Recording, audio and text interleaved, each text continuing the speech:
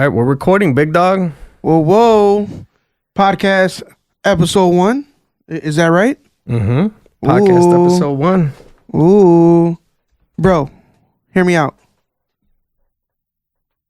Go ahead, I'm listening. No, that's the name of our podcast. Stupid. Okay. That's what we agreed upon, right? Well, the thing is, I saw that somebody already has that. Oh, no. We didn't do that. I didn't check. Yeah. Damn it. But I don't know. Whoever you are, shout out you, bro. Yeah, so I don't know how on that podcast is, but either way, we're getting started. Hold on, the wife's texting me. Uh-oh.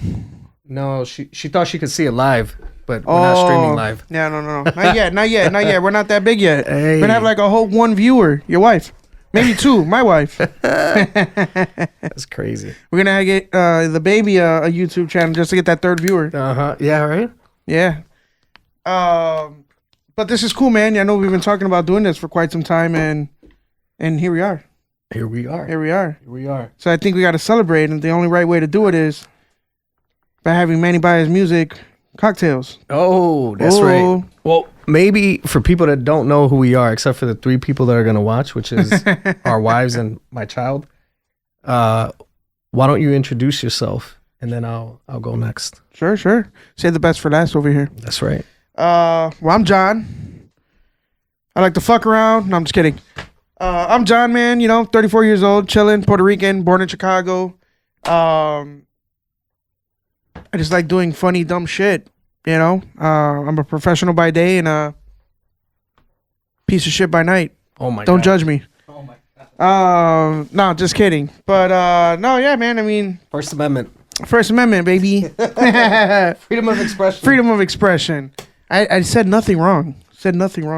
If your feelings get hurt on this podcast, just parental advisory, right? Go cry about it in the corner. We don't care. Don't watch us. I might care a little bit. You might care a little bit? Okay, fine. No, I'm just kidding. I personally don't care. And I probably will never care. So get over it, cry about it, and then keep watching our podcast or not. I mean, up to you. It doesn't matter. Wow. We're not doing this for... Well, I'm not doing this for any fame or anything. I just want to do it because we do it already. We do it already. So why not record it? Why not let the world see how funny we are? Well, that'll be up to them to judge, right? I think I'm pretty funny. I think you're funny too, bro. So look, funny looking. Just kidding. So what we got going on over here? Introduce yourself before you start making drinks. All right, I'll do that. So I go by the name of Manny Baez. It's been my artist or public persona name for many years now, probably 20 years. And it stems from making music. So like you, I'm a professional by day, and in my off time, I like to do creative things. This is one of them, and making music. So Latin urban music, to be specific. What I have here, my friend, is a gift from my wife. It is an old-fashioned smoke set. So we've got apple, cherry, and oak. You get to choose your wood. What's your favorite? Which one is your favorite? I think the cherry's okay, but it might be a little too sweet. The oak tastes like a tree. Like it just tastes like legit oak. Mm. And then the apple kind of softens the drink a little bit. Okay. So I like the apple, but cherry's different and oak is like really smoky. Think I got to do cherry. That's what I want to do. So for those that don't know, that have not been living on Earth, tomorrow is the Super Bowl. We are recording this the day before the Super Bowl. So this is Saturday. And this past week, our boy, Benito Antonio Ocasio Martinez. How many? 1, 2, what was it? 3. Ocasio Martinez. He is the first Latin artist or all Spanish album to win the Grammys Album of the Year. Can you repeat that one more time? So Bad Bunny's album, Debí tirar más fotos. It's all in Spanish, right? It is all in Spanish. There's like no English? only the English Spanglish words. Got it. All right. The first all Spanish album by a Latino to win the Grammys Album of the Year, and a Boricua. Dímelo, papi. A Boricua. Oh, get it right, get it tight. So I got a little surprise for you. Uh-oh. You can't keep it. I need it back. And the original But colors. you can use that as you feel like. Oh. It's on my hat too. You see this Santuce hat? Dímelo. Got it in Lids, or at Lids, I'm sorry. In Puerto Rico, by the way. Actually, no, we're not going to use this. Big shout out to Benito, though, man. I mean, this guy is just making mad history, and he continues to break records, continues to just show the world, like, bro, we can do it too. You know what I'm saying? And what I love about him, apart from his music, he's never changed. He stayed true to his roots.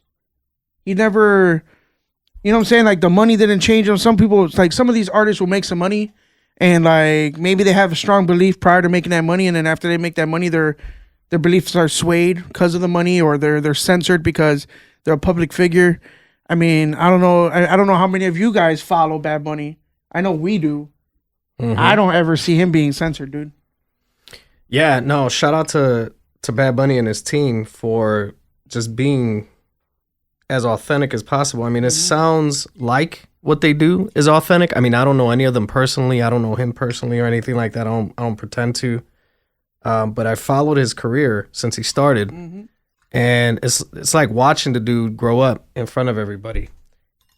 So it's been pretty cool to see, like, dude start when he was like 21 or 20. Yeah. And then go through each phase. Like, if you notice, all of his music, all of his albums, they kind of coincide with his haircut. You ever notice that? Yeah. So you got Babyface Benito. Yeah. That started with like the typical fade, traditional fade. And then he started doing the little V thing. Yeah. The widow's peak. And then eventually grew his hair out, and then got real Jibaro, got real country, and started growing out the beard and the mustache and the little fro. Yeah.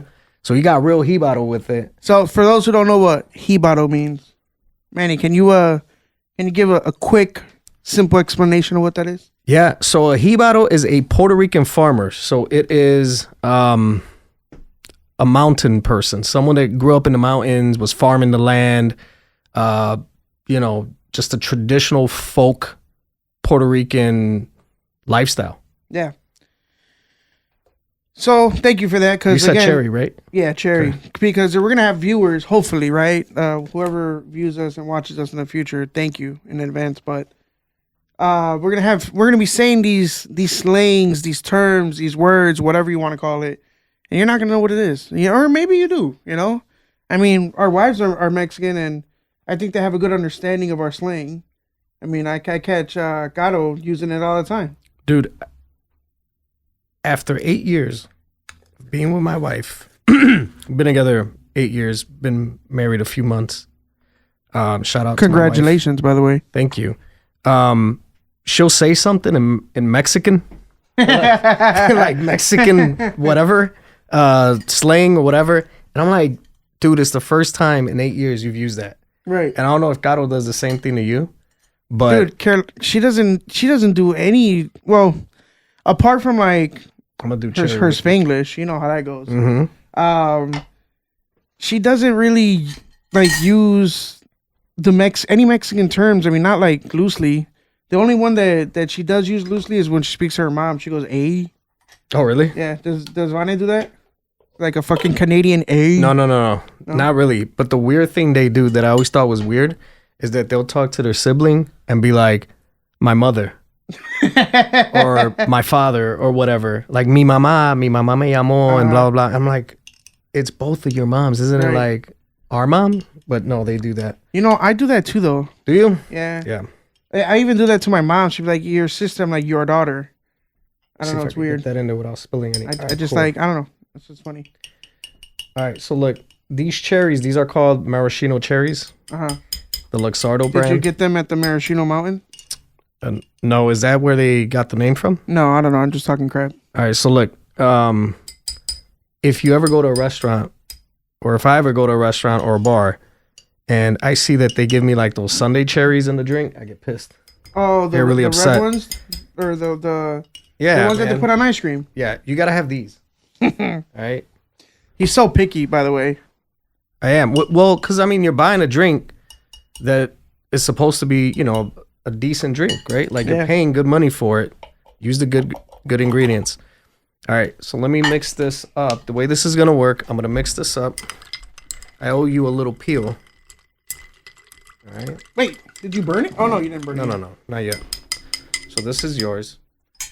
And here's what I'm gonna do. While I'm actually doing this, we're gonna go ahead and we're actually celebrating what I think, in my opinion, you correct me if I'm wrong. Sure. The 10th year anniversary of when Latin trap actually blew up. I'm gonna there's nothing to correct. I think you're completely right. Obviously, Boricuas and Latinos in general have always done rap, trap music, whatever, right? And this is not like corridos. Like I'm actually talking about real rap. It's just. But I'm talking about Latin trap. Right. There's Latin trap like people in Mexico, dude. There's Mexican rappers that only rap in Spanish. They just have a different flow. Sure. Right. But Latin trap. That's Puerto Rico, dude. And it's different though. It is different. The tempo, the beat. It is everything, right? So I would argue that 2016 is the birth of the Latin trap movement, and it just so happens that makes it Benito's 10th year anniversary. Yeah, 2016. Soy Peor, fire, his banger, his breakout song. By the way, I want to say came out in 2016. I don't know. He was making music 2014, but he didn't smack until 2016. Yeah, but I'm trying to remember the month. Because if it came out in February of 2016, that's crazy. Oh, look that up. So I'm gonna look it up. Fact checking. And actually, that's going to be the first song we play. So what we're going to do. We are going to go down memory lane in honor of Latin Trap. Yeah. The 10th year anniversary. Bobby. Bad Bunny's 10th year anniversary. Because I think you can consider 2016 his breakout year. Yeah. And I'll tell you why. Because Tu No Vive Así came out in 2016 also. With Arca? Yep. Ooh. And that's the song. Dude, Gato goes nuts. Well, nuts for the Bad Bunny Arca joints. So the reason why that song's important is because that's the first song that he got co-signed by an artist that not just the fans respect, because a lot of the fans, especially the younger fans, and by now younger, I mean, they're 10 years older than they were then, obviously. Right. So those kids are now like 28 or, 30 or whatever. But Arcángel is an artist other artists respect. Right. So he's the OG of the OGs. So when he came out with Arca, that was like, Arca was like, él es uno de los míos. He's with me. It's a statement. Yeah, exactly. So that was a statement record. After that, it was up from there. Yeah. Well, side note, did you see that? You know how Bad Bunny has that diamond boot necklace with the boot pendant? Have you seen that? I haven't seen it. But by the way, Soy Peor, according to Apple Music, was December 8th of 2016. We missed it by a couple months. Yeah. But that's crazy how we were thinking about doing this, and then bam, we do it. And, I think actually because of Super Bowl and all this amazing records and amazing things this guy's been doing, I think this really pushed us to do this. You know what I'm saying? Yeah, man. Because we've been talking about this for a minute. I know, dude, I bought a GoPro that's sitting at home doing absolutely nothing. Spent $3-4 when they were at the hype of GoPros. They were so expensive. I literally used it in my first trip to Puerto Rico. And don't beat me up, y'all, but I was in La Perla recording, low key, during the day, obviously respectfully. And dude, I respectfully during the day. I like how you said that, because you be going back. You gotta tell them, hey, I'm not recording right now. Yeah, for sure. But the crazy part is, so we're in Viejo San Juan, and we're going down the stairs because there's multiple entrances, right? You got the one where you could drive up in, and then you got obviously the stairs right next to Viejo San Juan, by La Vergüenza. So I'm across the street. We get over there. I'm going down the stairs, right? And at this point in time, I didn't know how wild it was. Okay. Like how strict they were in cameras and phones and whatever, right? Right. So again, we were there during the day. So obviously you're gonna see a freaking big ass GoPro with the freaking the tripod stick or whatever to hold it up. They're gonna see that. Yep. Bro, two guys. Hey, he's recording. He says it in Spanish, right? He yelled it out like that? Yeah, bro. It was like when you're in the hood and they'd be like, yeah, like you know what I'm saying? And back in the day, they used to use different women's names. Really? So I'm not gonna say the name they used to use in the hood, but let's just say it's Jenny. So they call like if the police Jenny? Be like, Jenny. Yeah. You know? To not be all obvious, you know what I mean? Yep. Everybody knew what it meant. That's funny. But yeah, bro, these two dudes said something like, "Oh, tiene cámara, tiene esto, he's recording, whatever." And as soon as I heard that, bro, I was like, "Whoop!" Put it away. Never brought it out again. And then we did one lap, and I got a little uncomfortable because I'm like, man, I ain't trying to get, you know what I'm saying, beat up or something. So we just dipped and left right away. But you know how we get down, bro. We went back at night. You never saw them dudes again? Never saw those dudes again. I got some good stories. Maybe not for this podcast, but I got a lot of Puerto Rico stories, bro. Where close calls. Okay, all right.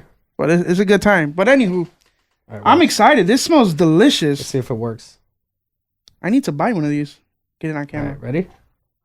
Count with us. 1, 2, 3. Oh, baby smoke. Yeah, I don't know if it came out on the camera, but you can see it here. Oh, well, I seen it. I can confirm. All right. We'll get. Oh, dude, it smells great. Secondhand smoke over here. All right, hold on. While I'm doing this, I'm gonna play the song that kicked off Bad Bunny's career. Fire. And legend. You might not be able to hear it right now. By legend. You, I mean you, John. But yeah, no worries. I'm gonna go ahead and play it for the people out there. I don't have headphones, as you can tell. New podcast. Manny literally set all this up today. Literally all today. All of it. It almost didn't happen. Almost. And I'm beyond hungover. Almost. We're supposed to start at 2. Yeah. And my man's text me at 1 o'clock talking about I just woke up. Man. Long night. All right, let's see if it's recording in here. Yeah, we got it. You got it? I think so. Yeah. I've been trying to figure out how we get it to record in the Pro Tools. I was trying to use Riverside. I couldn't figure it out. It was taking too long to process. So if anybody out there knows how to use Riverside and swears by it, let me know. Put in the comments, man. Yeah, seriously. If not, I mean, we're still going to figure it out. But, I mean, dude, I don't even care. I mean, we don't know how bad it's going to sound, but we can always put a speaker. Here. You got it? Yeah. Can you hear it?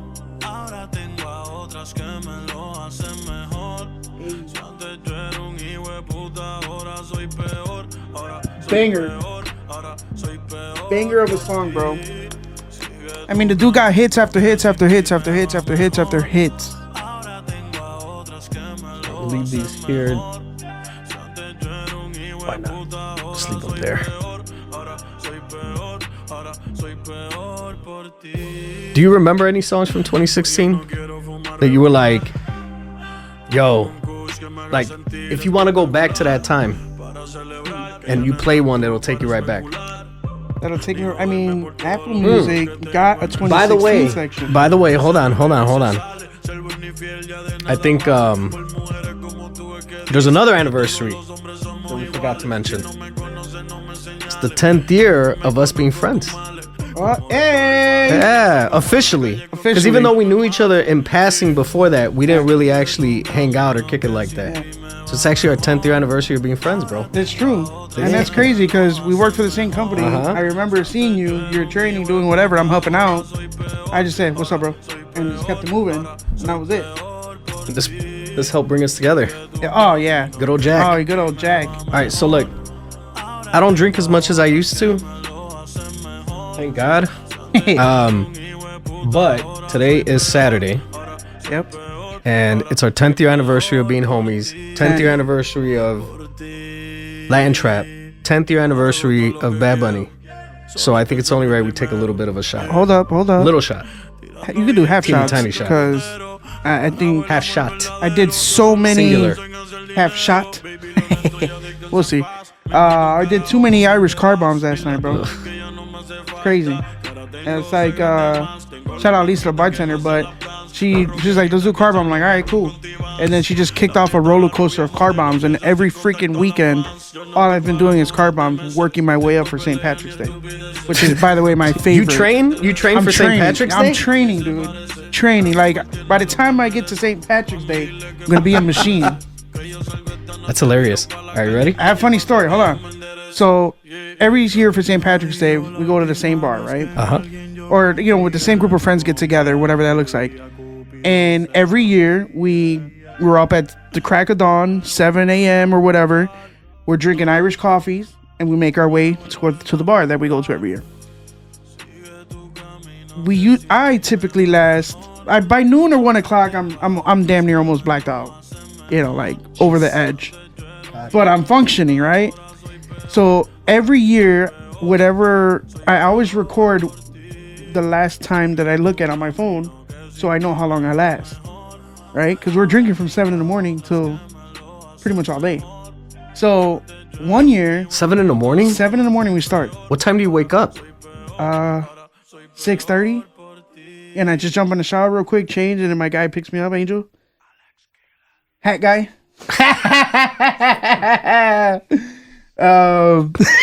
Inside joke. We can talk about that later. Jeez. But have him phone in one day. Yeah, we'll have him phone in. But dude, so the past couple years I've been going, lasting to like, let's say 2 o'clock. That's when I typically start forgetting everything that's done or where I'm at. One year was 2 p.m. One year was 5:30. Mm-hmm. I know the exact times. 5:30. The next year was 7:30. And last year, wait for it, man. Too bad you don't have drum rolls or anything like that. I could find one probably. Nah, we can get a soundboard later, but I lasted till 10:30 at night. 7 in the morning till 10:30 at night. And I'm not going to take full credit. I did fall asleep at the bar just like I fell asleep on your couch right now. Jesus. Yeah. And that power nap helped me out. I feel great right now. It really did wonders for me because I was so tired. That's more than 12 hours, dude. How do you do that? Not all heroes wear capes. Oh my God. But someone's got to do it. It's a big group of you guys? Or it's just dude, it's a huge group. So it's like, it's me, Angel, Vic. Concern for you. Me, Angel, Vic, Gato. Rest in peace, my guy Lucio. Lucio would always be with us every year. Sure. And obviously, whoever wants to come out, man. I mean, everyone's invited. I always send the invites, but I don't know that is a long time to drink. Is it expensive? I think we spend, and this is with tip. So we go to Timothy O'Toole's, which is downtown. Okay. And they have food, so we'll eat. Like we eat breakfast there. So you have like we make it a whole thing. The whole yeah. And it's a bar. You just make it sound like you guys just get hammered, sloshed, and whatever other but just sleep there, trash, wake up. But you eat breakfast, you have a couple drinks. Before you know it, it's lunchtime. You get something for for lunch. We eat breakfast, we eat lunch. Okay. But so you're just kicking it there all day, eating food and drinking. Yeah. Okay. Well, you got to mention, you make it sound like. Sounds cooler. Like there's a lot of degenerates at that table. There is. But it does. But when you put it like this, like you're eating breakfast, you're having a couple of drinks, you're having conversation, you're probably, not even noticing the time. It flies by. You have lunch, then whatever. Before you know it's like 6, 7. You're like, I know, I knew it. And then you have, whatever you're gonna have to eat before you go home or whatever. That sounds reasonable when you put it like that. You make it sound like it's a bunch of degenerates just being degenerates at the table. I mean, we are. We are. You know how we drink. Well, you probably are. No, we are. So again, breakfast. We like last year. We were like, you know what? Because last year's the year that I lasted till 10:30. But we also didn't go crazy and start doing car bombs, and it got crazy. But we waited a little bit of time before we got crazy. So we ate breakfast. Maybe I had 2 beers. Then it turned about 11:30, 12 o'clock. And we're like, let's get lunch. We get some tendies, some fries. You got tendies? We got some tendies. And then that's when the desmadre happened, bro. We all ordered pitchers of Guinness or green beer, whatever we were craving. And we're all just chugging out the pitchers, bro. hyping each other up like drink. Dude, I've never been a So it fan of gets Guinness. degenerate, dude. I've never been a fan.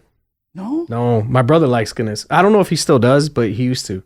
So you don't do car bombs? No, We should do a car bomb. I can't like just get past the Guinness and then drink whatever like Jameson after that. Well, have JMO, have Bailey's. Yeah, no, It tastes like a milkshake. Yeah, it's too much going on. Too much going on. All right, you know what? We talked enough. Hold on. Oh, okay. While I we got do you. that, all right. So, Which one are you going to play next or what? do you want me to play the song I think that officially put him on? Do it. All right, I Do got you. Remember, bro, everybody likes Bad Bunny now, but back in the day, So, look, they probably don't know what this song. if you're watching this and you've made it to this point, thank you. Okay, you've made it to this point. Put in the comments what song you think put Bad Bunny on. What song made him famous? And in the comments, follow up with what song put you onto Bad Bunny. 'Cause There you everybody go. meets Bad Bunny at different times. All right, so what song made him famous? What song made you like him? Yeah.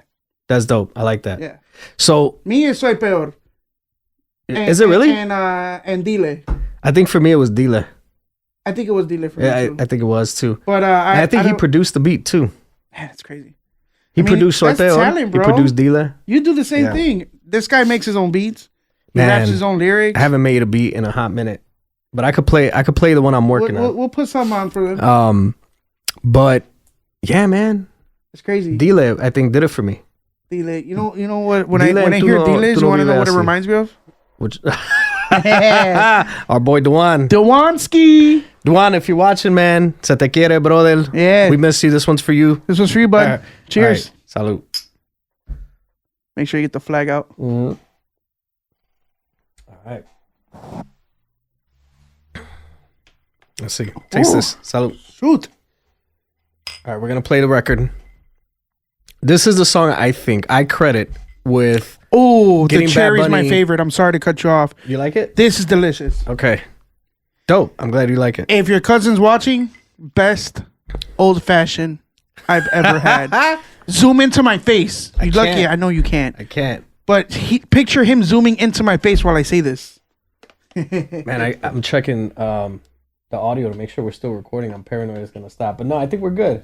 All right, I think we got a good setup. We did it, man. we made it. It took like 3 hours, but we made it. That's why I took a nap, dude. I'm like, man, I'm useless. I don't know what you're doing, so I'm gonna sleep. All right, ready? Let's see if it comes through. Man, we should play the video. Play the video. That'd be dope. Can we do the video and share screen? You know what? No, because we're recording directly to the camera. Uh-huh. Yeah, It's all right. Setups will get updated. We'll have some stuff. but we'll There's get. a way. I mean, we can put it on like after we mix it. Yeah, You know. yeah. We'll figure all that Figure it out out. later. Well, as you can tell, this isn't a scripted or professional podcast. Yeah, we don't know Like, what we're doing We don't care at all whatsoever. This is what. So I like, told- this is like you put this in the background, like maybe with a couple of homies when you guys are just like hanging out, waiting Yeah. to get picked up in an Uber or something, Right. and you're just like, I have no idea what use case there is for this podcast. There's absolutely no use case whatsoever for it at this time. Eventually, it'll, I'm sure after a while, we'll get to a place where we know what we're doing. Yeah. Right now, we're just hanging out. I think we're just trying to capitalize on the fact that we feel good about three things, which is Benito won that the Grammy Award. He's performing at the Super Bowl, and it's a fantastic time to be Puerto Rican. fantastic. Fantastic time to be Puerto Rican. Fantastic. Did you see Alvarado get traded to the Knicks No, from the Pelicans? He's the Boricua on the Pelicans. man, dude, So I'm he's in so Nueva York. I'm so out of touch with NBA and yeah, I don't really know who the up and coming players are. Yeah. You know, Well, I mean, even the Seahawks got a couple Latinos on their squad too. I think both sides have some Latinos on it, but I think the Seahawks have like 4 Latino players. I believe 2 Puerto Ricans, one there's a Mexican and Puerto Rican, and I think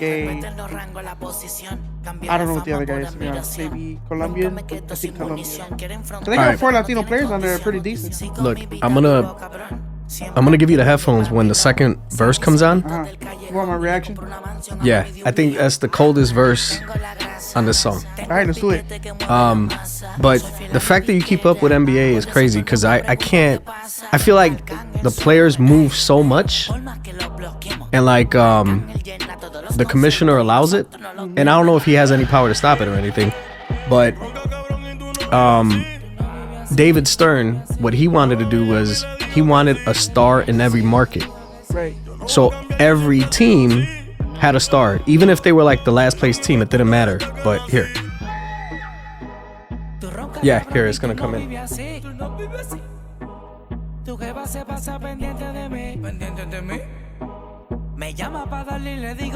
right, nobody likes that space in the podcast, so you gotta comment on what you're hearing.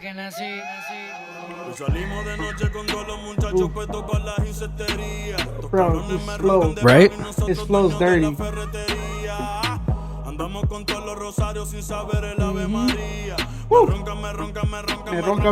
ronca. Right. That second verse, man, I'm telling you, is I think what made people be like, all right, this kid. Because the first line he says in the first verse is, Me acostumbré a esa ya no patea.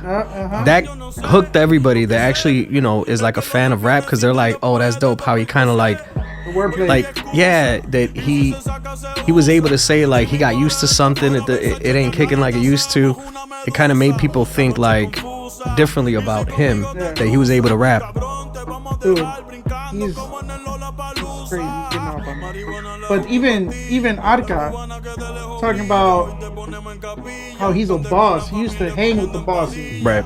Like, bro, that's Gatto's favorite verse of the whole song. Which one? This one? On this song? Yeah, when he was all like, que me crié con los jefes or something like that. I don't know it word for word, but bro, pretty much what Arcángel is saying is, you a little boy. Right. I used to hang out with the bosses. I'm with the bosses, bro. Like, I grew up with them. And like, he's like putting people in their place, like whoever's talking crap about him, or because everybody's trying to come at Arca. Everybody tries. And I was just watching a video on Instagram. It was doom scrolling, and it was like in 2001 or something. Arca was at the Choli, and he was obviously doing a concert, and this is when he was first coming up, like when he was first getting hit, like fame. And I guess one of the OGs was there. I forgot his name, so I can't quote it, and I apologize. But he pretty much, him and Arcángel got into a fight. Really? Yeah. Arcángel hit him in the face with a microphone. Oh, are you talking about Polaco? Yes. Oh my gosh. It was on the tip of my tongue. I couldn't get the name out. But I was like, no way. And then Arca, super skinny, bro, with the long hair and shit. And he's all like, a mí no me pasó nada, mira mi cara. Mira mi cara. No hay nada. Yeah. You know how he is. And he's like, pero el otro camachito, whatever he says, like, otro Camacho, you gotta check him out. Because he's all beat up. El otro Camacho. El otro chamaco. Chamaco, there you go. You know me, bro. Spanglish fucked up. All right, hold on. So that's two bangers, right, that we played? Yeah. Bro, I think the most slept on banger of that year, everybody always talks about Soy Peor from 2016. Yeah. They talk about Tu No Vive Así, right? Mm-hmm. They might even talk about Diles as much as they do, right? The other ones. But this one, I think this might be one of my favorites from that time. Oh, we got Brian Myers on there.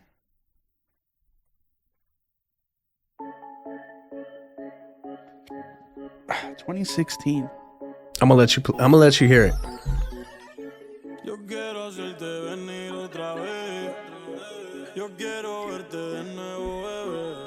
don't remember that? I gotta hear the beat drop.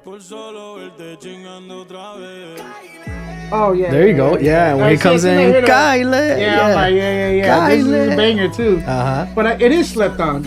I don't think a lot of people bang this out. They don't play this. Well, Brian Myers is on there. Yeah. And he was popping back then because he was doing the deep voice and everything. Yeah. So he was actually getting on a little bit more ahead than Bunny was, I think.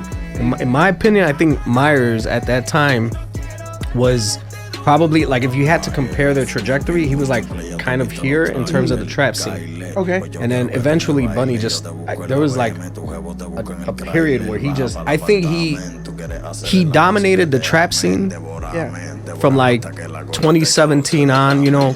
But I think once he started hitting the reggaeton, because they were asking him like, when are you gonna come out with the reggaeton? When are you gonna do that? And you know, he wouldn't really touch on it. And when he finally did, like once he was able to dominate that space, it gave him flexibility to do all this other stuff. Versatile.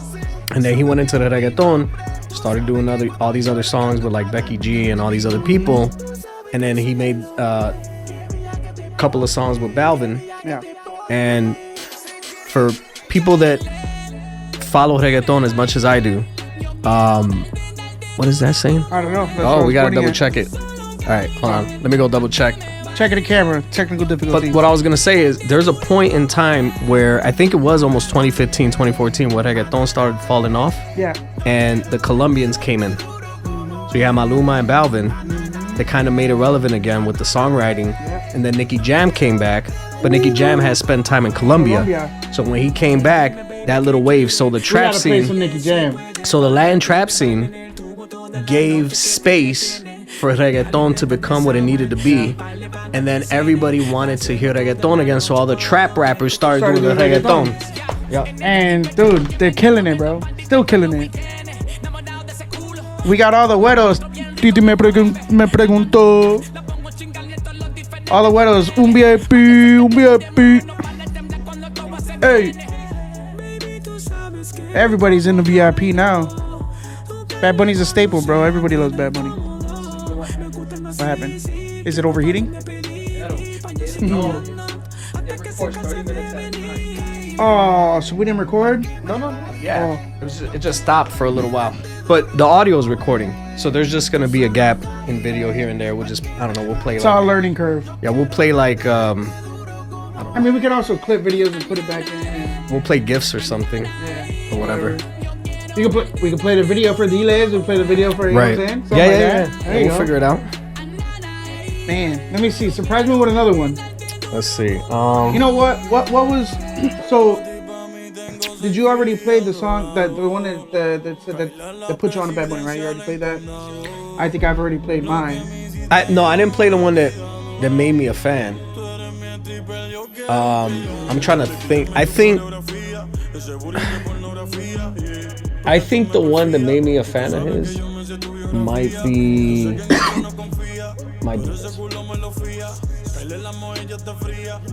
So remix with like 10 people on it? Mambo King? It's like 10,000 minutes long. I think it might be this one. This is banger, dude. Mm-hmm. Yeah, bro. Ozuna on here got off on this. Yep. Fire. Want to hear it? No, go ahead. No, you gotta get it. I want to get your reaction. Let's see. And I think the reason why I liked it the most was because he kicks it off. Yeah. And then everybody just, you know, like, I mean, I wouldn't want to go after Bad Bunny, to be honest. Because, you know, he's coming out with a banger. It's kind of like you don't want to go on after Lil Wayne spits his 16 bars and destroys it. You and I have a difference of opinion on Lil Wayne. Love Lil Wayne. And I know you do. Love Lil Wayne. Go. Not that I don't like his music or that I won't listen to it. I never was part of that wave that was like, he's the best thing ever. He's the greatest ever. Like I never caught that wave. I don't know. It just wasn't me. You missed it, buddy. Fix your You missed it. thing. Yeah, I don't know, man. I don't know why. I just never. I don't know. We should, our next podcast session should be about Wayne. We'll go my favorite rapper versus your favorite rapper. That's hard, man. His favorite rapper is gonna be Yunke. Yunke music, Yunke. puppy. No, that's gonna be a whole nother episode where we do Why the do Junke. I say that? No, we gotta explain it when we actually have the Junke episode. Oh, okay, well, stay tuned. There you go. You're gonna take some notes. Next episode, rap podcast. Next one after that, Yunke podcast. And that's where you're gonna take over, pal, because that's your avenue. Este bicho causa emoción. Le bajo el pozo como Poseidón. Abro las piernas en el balcón. Are you still listening to the song? Drink your thing, man. Drink your thing. Actually, you know what they say? You wake up hungover and you start drinking, Are you really? I don't know, bro. I feel great. I can go all night again. I try not to get hungover. I try to, I avoid. Family man. Yeah. Yep. I mean, it's tough, dude. You got your child that you need to wake up to every day. Me, I have 2 dogs. Wake up drunk, take them downstairs, go outside, come back up, go to sleep. All right, so back to the topic, 2016. Really, really good. Thank you. What's one of the songs that would take you back to 2016 if you ever want to have a nostalgic moment? A nostalgic moment. You know, there was a period in time where I actually stopped listening to like reggaeton. Okay. And I just started listening. I mean, I always listen to rap music. And I remember I listened to a lot of reggaeton music. My sister put me on to like Don Omar, obviously Tego Calderon, so just to name a few. But I got so tired of it because I felt like it was the same old school reggaeton beat on every single song. What year was that? Dude, 20, like in the late mid 2000s, like 2008. So, all right, it's funny you mention that because I think that the last great album of that era was like either Los Extraterrestres or La Revolución. I forget which one comes after. I think La Revolución was after, and I think it was 2010. Okay. And from 2010 to like 2014, 2013, it was like the least impactful era for reggaeton, in my opinion. Like, I can't think of too many bangers that came out in that period. Yeah. And I think that's what it was, bro. I think that is what it was. And then, in all honesty, man, because you know the old school reggaeton beat that everybody used. Like, bro, I used to listen to reggaeton pretty much every single day, all day long. Just like I do now, obviously. But I got tired of it, and I mean, I've always been a Wayne fan, dude. So I just started smacking like English music all day long. And then once I would say like 2014, 15, I got back into it. Because, you know, I mean, they had some good music or whatever. And then Bunny came out, and then it was like up. Like like my Apple Music playlisting, you know how they give you the year worth of how many minutes you've listened to an artist? Bro, Bad Bunny's like over 30,000 minutes of listening. He's my number one every year. It's funny. It's funny you mentioned a certain time frame that you were like listening to all the time, and a time frame when you didn't, and a time frame when you got back into it. So, if you go back to 2004, that year, in my opinion, my humble opinion, produced probably the greatest collection of classics, like timeless reggaeton records.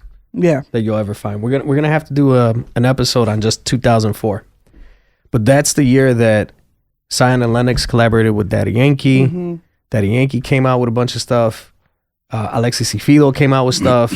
Wisin y Yandel came out with stuff. Ooh, your favorite. I think even Chris and Angel came out with stuff. Oh shit, that's old, bro. Like that year, everybody was making bangers. Everybody. Like records that you'll put on now. Yeah, and it'll turn everything up. Classics, hits. And then from 2004 to 2008, that's like the golden era of like commercial reggaeton. 2009, it's like hit or miss. 2010 is like the last year where like they kind of had something, and then 2011 to 2014 was just this really weird time where nobody was really making bangers. And I think Don Omar had some like legal issues that prevented him from making records. His label, or I don't know, don't quote me. I just from doom scrolling, but he just didn't want to obviously be with that label, and then I think he did get into a legal battle with them or something like that, which is why he disappeared off the face of the earth. Didn't make any music, but it's unfortunate. It's very unfortunate. He's super talented and he had bangers. I've had I've had the opportunity to see him live. like in Vegas and at like some of the festival concerts. That's dope. Bro, he is lit. I've never like, seen him he's live. so I don't lit. think I've seen him live. So lit. And like you're playing all the bangers, bro. Like everything from the first album, bro. And the whole crowd's turned up, dude. It's like it's like a time machine, bro. It takes you back to when things were much more simpler. All right, so here's what I'm gonna do. I'm looking for my favorite song of 2016, by the way. I'm gonna give you my Apple Music. We're gonna transition to the speaker in the room. Let's do it. That way I could hear it because we're a poor podcast and I don't have headphones. I could buy some on Amazon, though. No, see, the problem is I only have one jack. Oh. So I would have to plug you in through the back jack to see if that would work, but I don't have the TRS adapter. And I'm going to ask you a question. Is there an adapter there where I can make that a 2-jack? Yeah, probably, but it might make it sound mono. So you might get one ear, or maybe not. I guess don't we know. gotta find out. I could buy it on Amazon. We would have to we'd have to check it out. All right, buddy. It's all yours. You want me to play something? Yeah, I told you, man. Play the song that takes you back to 2016. So you want to go back? You want to be nostalgic? Man, I don't know. That's what I was looking up right now. And I'm trying to see what I got here. I mean, Shaky Shaky with Daddy Yankee is pretty decent, but that's not like a nostalgic song for me. 2016 though? That's when it came on Apple Music, I guess. Really? Yeah. All right, so I'm putting 2016 reggaeton. Let me see. I mean, the Ziny Lennox with Nicky Jam. No, put it on here because I'm connected to the speaker. Oh.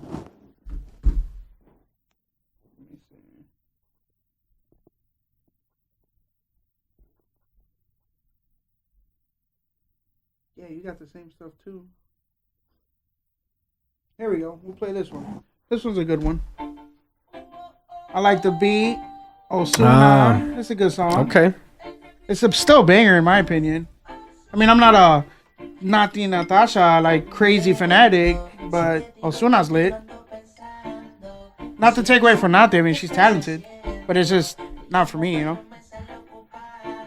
How about you? I don't mind her. I like Nati. I don't mind her either. I think she's a great artist. It's just I'm not gonna get in my car and be like, hell yeah, I'm gonna put on Nati Natasha. Right. There is a Nati song that I like a lot though, and it's with Chencho. Oh, I like Chencho. Who's Chencho? Everybody knows who Chencho is or not? You think? You should by now. Should by now. You should by now. Flambe. I think Guatauba. Evie Queen. Oh. Well, that's another day. I know. So now that I say Chencho and we were talking about Arcángel, I wonder who are gonna be the special guests for tomorrow. So I think everything we talked about Arcángel, I feel like he's gonna be one of the people that comes out with him at some point. I think he has just to pay homage, like as a thank you for like co-signing me. I think he'll bring him out. I don't know if he's Super Bowl material music wise, because he's making music about ghetto shit. Yeah, but I don't know, man. You'd be surprised. I mean, maybe they play La Jumpa. That'll be lit. See, I don't know what song they would play together. La Jumpa. You it's think the so? cleanest one. Okay, we'll play that one next because I don't know. Hell yeah. Or play the one with Arca, Nengo Flow, Bad Bunny. That one's hard too. I don't know, man. I think, in all honesty, I could see. So obviously they got Green Day opening up for him, right? They do? I believe that's what I heard. Really? Yeah. So like they're obviously not gonna be singing 50 songs. They're probably just gonna open up and then they're gonna just transition right into the Bad Bunny. And then I think, I guess for viewers on TV and to keep it kind of PG, I mean not PG but like not like glorifying the streets. Uh-huh. I say he'll bring out like a J Balvin. kind of deal. But Balvin already said he wasn't going to do it. I mean, So I think he could say that. I think it was TMZ that caught him on the street. I seen that. Said yeah, you saw that? I seen he that. Said he wasn't going to do it. But again, I could say I'm not going to do it and still do it. You know what I mean? Or, okay, so maybe not J Balvin. Maybe he brings out Sabrina Carpenter. They're madly in love. That's so random. They're madly in love. You think so? I don't know. The way she was looking at him. I saw that too, yeah. You saw that? Yeah. I think I told my wife. Photos together. They were hugging each other. I think I told my wife, quédate con la que te mira como Sabrina. Yeah. And then, dude, you see how happy Bunny got when she came up? Like, because he was sitting there, pobrecito, by himself, bro. Like. Well, that was Lady Gaga that went up to him, wasn't it? No, everybody went up to him. Everybody wanted photos with him. Lady Gaga came from behind, and he got scared. And then that was pretty funny. So did you hear the conspiracy theory? That he wore a bulletproof vest and he didn't want nobody by him because he didn't want to get nobody killed? Yeah. Something like that? I think, that. But I heard he's got like death threats and I'm sure he does. A bunch of death threats. I'm sure he has. That's unfortunate. It's really sad. It's horrible. If you're that booty hurt to where you got a death threat somebody for doing their fucking job, get a grip, dude. And exercising his First Amendment right. Get a grip. It's always the people that complain about wanting to protect the Constitution that then go out and get mad at people for exercising their constitutional rights. We're not getting deep into that. So just know that you know where we stand on that. So I think it's stupid. First Amendment. Yep. Here, I'm gonna practice it now. It's fucking stupid. All right, so I don't think we can talk about the Super Bowl without talking about to ignore the controversy and the backlash over the Super Bowl and all the nonsense going around it. Yeah. I don't think it would be.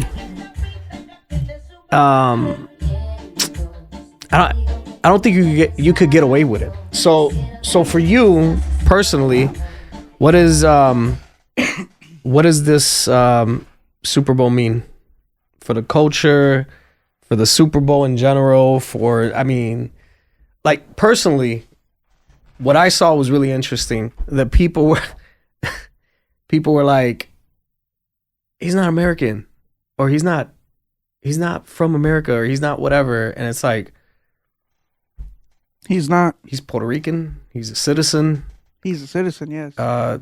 Born in Puerto Rico, a territory of the United States. Correct. Well, for those who say Puerto Ricans can't vote, yeah, you can. You get a social security number. You're a citizen, bro. You just have to live in the United States land. Can't be on the island in the territory. Why did they all move to Florida? That is true. Come on. Now they can vote. Now they got a crib in Florida, and they're away from the hurricanes when they destroy that beautiful island every so often, unfortunately. We could talk about that another time. I know there's been a lot of talk about that, but you obviously have to live in the United States to vote, but they are citizens while living on the island. They just can't vote. So everybody that was upset about crybabies about them, I'm just curious to get your perspective on what do you think it means for the culture? What do you think it means for Latinos and Boricuas in general? I'll give you my perspective real quick. I think that one, it highlights like he's representing for all Latinos. I love that he says that. Yep. This is a big moment for Latinos, whatever. He's being humble and he's trying to appeal to the Latino fan base. Yeah. Because there's a lot of third generation Latinos. There's a lot of fourth generation Latinos that are, coming of age, right? And I used to say this maybe 15 years ago, that eventually there was going to be a time when Latinos wanted to see someone like them representing the culture and the music in a way that was authentic to them. And then, not to go off on a tangent, but you saw Tekashi 6ix9ine come out, who's a Latino kid who was doing rap, and everybody started gravitating towards that. Stupid. Then you started seeing Lil Pump and all these other, Latino kids. And I remember back in the day, people would be like, yeah, no one wants to hear Latino kids doing, Latino kids can't rap. Yeah. Stick to reggaeton. So that kind of ushered in a little wave where Yeah. the Latino population started coming of age. Yep. And then they want to start seeing people like them doing stuff, right? So now you get him, who is now not crossing over into English. Right. And then he's going out and representing for all Latinos, right? Because he understands that there's Mexicans on the mainland, there's Dominicans on the mainland, there's obviously Puerto Ricans on the mainland. But the one thing that I'm super excited for and super proud of is that it's a Puerto Rican kid. Yeah. Who 10 years ago was bagging groceries. Exactly, that is representing on the biggest stage in terms of television time for music. And it's throwing an island with 3.2 million people on it. A people that has maybe 8 or 9 million people around the world. Right. And showing people that they were killing us off. Well, showing people that I'm serious. I know you've seen the historical like documentary thing. Yeah. But it's showing that great things can come from places that historically have had challenges. Yeah. Right. So that's just my perspective of like what it represents for this moment for Puerto Ricans, for Latinos, and for everything going on that you see on the news, regardless of what side you stand on. Mm-hmm. But it's an important time for us as Puerto Ricans to appreciate this moment. Yeah. So, I mean, what do you think it means for I the culture? I think it puts Puerto Rico on the map, and I think Bad Bunny has done a really good job all year long, even since last year, with him doing his residency. Mm-hmm. You know, I mean, the revenue that gentleman generated for the island, the revenue he's generated for Colombia, the revenue he's generated in Mexico, The Dominican Republic. like, and these are like he needs to go to freaking Havana and Cuba and do a show for them to generate some revenue for them, because I just seen all right, we got to get off topic, because I just seen some funny videos of that, or not funny, some crazy videos, and it looks pretty bad. Yeah, I don't think you could do a Bad Bunny concert in Cuba. I don't think so either. Yeah, I don't think that's That'd gonna be pretty fly, dangerous. brother. Yeah, it's not gonna work. All right, well, anywho, so what it means to me, right, and what it means to the culture. One, he's putting the Latinos on the map. You're on the biggest stage in the world. So that's going to show our versatility. That's going to show our commitment. That's going to show our talent. It's going to show that si se puede, we can do it too. Mm-hmm. We all could be great, right? And I think, in all honesty, dude, like it's just like a big step for us. Like it's turning into, like, the United States is full of Latinos of all walks of life, and we're gonna be the majority here. Like we're gonna have the biggest presence. The Latinos are gonna take over the world, bro. And for me, I feel like him doing this is just a step in that right direction, putting everybody on. Like you said, he stays humble. He never says, "Oh, I'm doing this for Puerto Rico." I mean, he does do that, but he's been so respectful, so humble, saying, "We're doing it for the Latinos." Like that's just dope to me, dude. Like I feel like it's just gonna put us on the map. So let me ask you this: like, he's stepping into a place where people are, without him even performing, right? Without even knowing anything about his performances, without knowing anything about him as a person, anything as far as like what he's done for his community and anything related to him whatsoever. All they know is he's a Puerto Rican dude, speaks Spanish, and has said some things, in terms of his political opinions or Right. whatever his opinions is, or his opinions are on things that are happening out there. And on the basis of that, they're like, he doesn't belong. Right. So I think, Because they don't allow you to use your First Amendment. well, so I think that speaks to something that for people watching that might be in a professional setting, right? Because this is a profession, right? Like his what he is doing tomorrow is his job, Correct. right? And people are telling him, you don't belong in that space. Okay? So have you personally, with your background, you being Boricua, you being from the city, you working in the industry you work in, have you ever been in a space or a situation where you felt like someone made you feel like you didn't belong? Or maybe you know people that have gone through that. Yeah. You know? Not that that I don't belong. I've been very fortunate enough to surround myself by people who, you know, aren't evil. Sure. Have I had, you know, certain folks maybe say like the Hispanic kid or, well, you know, what is he doing here? But like I've been very fortunate that I haven't had to go through any like racial profilings or anything like that. Sorry, to be honest. Now, you know, certain people that are close to me have gone through that where it's like, you know, do you even speak English? And I'm like, they're literally talking to you in English. Like, what kind of stupid question is that? Like, they're just entitled fucks that because you're not like a certain ethnicity and you're a Latino, that why are you here? Why are you doing this job? Who's your manager? I want to speak to the manager. I am the manager. And then they're like, no, I want to speak to your manager then. Like, I don't want to talk to you because they're Latina or Latino, whatever that is, right? So I have had people feel that way, or they, you know, they've expressed, you know, their, you know, what they've gone through. They've shared it with me. And I think it fucking sucks that people see us that way. It's like, you know, we're smart too. Like, we can do the same jobs that you do. You know what I'm saying? Right. Like, I mean, you're pretty professional. You have a pretty good job. There's things that you do that a lot of other folks don't ever think about doing, you know? And guess what? You're Puerto Rican and you're doing it. You don't have to be a certain ethnicity to do certain jobs. Everybody could do the job. You just got to train them. Give them a chance. Just because you're a Latino doesn't mean you can't do it. Amen, brother. Yeah.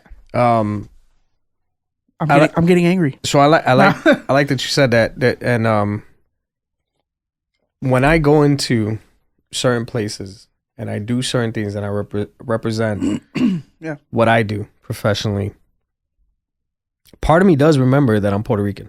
Mm-hmm. And there's people out there that want to sell a narrative to just be like, you're American. Yeah. That's it. Like, we need to be a homogenous society. We need to be XYZ. And that's all fine until you're reminded you're not American enough. Right. Right? So whenever I go into a setting, whenever I meet with companies or I meet with, you know, elected officials, meet with whatever, there is part of me that remembers, hey, you're Puerto Rican, not from a defensive standpoint, but from a point where I feel that in the space that I'm in, there aren't that many of us doing that kind of work. Right. And when I look at what he's doing, I'm like, there's something we need to do when we're entering into spaces and doing certain work to be able to execute in a way that we want our people to be represented by, right? Like we want to execute at such a high level because we don't get that many chances because there's only like 9 million of us. Yep. You understand what I'm saying? And there's a lot of Puerto Ricans in the diaspora that are doing a lot of work advocating for the folks on the island, right? And sometimes we are almost treated as if like, you're not Puerto Rican enough. But meanwhile, when we're here, we're not American enough. We're not American enough, but we're holding it down as hard as we can to make sure that people know we're Boricuas and we're holding it down. But it's almost like you don't belong there, you don't belong here. So where do we go? So exactly. So why I think this is so important for Puerto Ricans, because I know there's people out there like, it's just 13 minutes, bro. It's the Super Bowl. Who cares? Whatever. Bro. It's the fact that this man... Second Super Bowl appearance, by the way. Second Super Bowl appearance. But this man, in 1 week, has essentially placed himself in a situation where he is showing everybody that you do belong. Yep. Right? And you can take up that space. You can go out there and execute. You could be the best in that. And you don't have to code switch. You don't have to... be XYZ. You bring whatever it is that you want to bring, and I you hope be there's you. a lot of Puerto Rican flags. And you be you. Yep. I want to see it all over the TV. That's right. I got literally a Benito Bowl shirt. I texted you yesterday. I want to get my straw hat, but obviously alcohol had other plans, and I came here late, so I wasn't able to do that. But I'm representing hard, dude. Yeah. I got my shirt. I'm ready to go. I got me, my mom, my girl one. We're ready, dude. Mm-hmm. We were even gonna make coquito shots for the bar. I have coquito here, actually. We should get some of that. Maybe. We'll see. Wait, you have it already made? Yeah. Oh. Yeah. Okay. I'll bring some in a second. But I guess to put a button on that, the point I'm trying to make is that I think it represents that we aren't just, this people that live on an island, that I don't know. Bro, you know what I'm saying? We fought in the wars with you. You used our men. Exactly. You're using our resources. Right. When I was in Puerto Rico last year, there was a bunch of freaking U.S. Army planes in Puerto. They shut the whole airport down, dude. Like, and that same week that I was there, like when I went to go see Bad Bunny in Puerto Rico for his concert, bro, it was like heavy military zone over there, like U.S. military. Right. And you hate us so much. Why are you coming through and using our space then? That's right. I mean, clearly we're a resource. Clearly we belong. Clearly you need us. You know what I mean? That's true. Because, dude, I mean, I go down these rabbit holes on Reels on Facebook. Puerto Rico is positioned perfectly. Like they're like, one, they can house their tankers there. It's an island. You can put submarines there. You could put fighter jets there. Whatever. You can put the Navy there. It's a freaking ocean, dude. You can put the Navy anywhere in the water. It's like a stationary aircraft carrier. Yeah, and then it's terrible to say, by the way, but that's unfortunately how it's viewed. I mean, dude, they used to freaking test bombs in Puerto Rico, bro. Anywho, where we are in the coastline, like in the ocean, like, dude, we're like in between. You can't sneak up and attack us.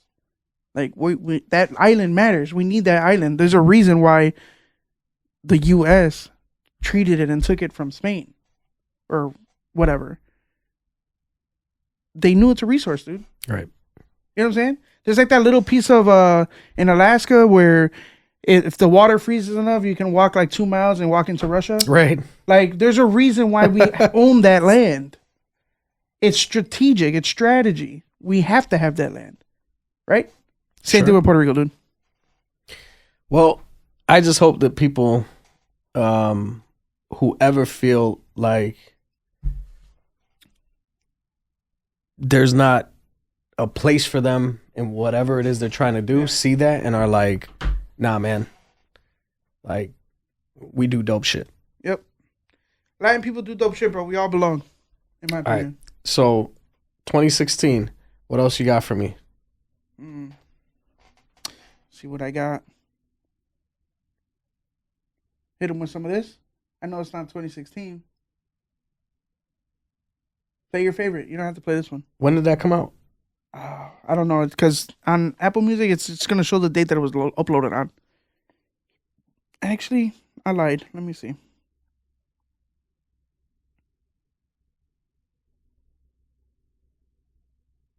No, actually, I don't know. This came out. No, it doesn't have it on here. I have no idea.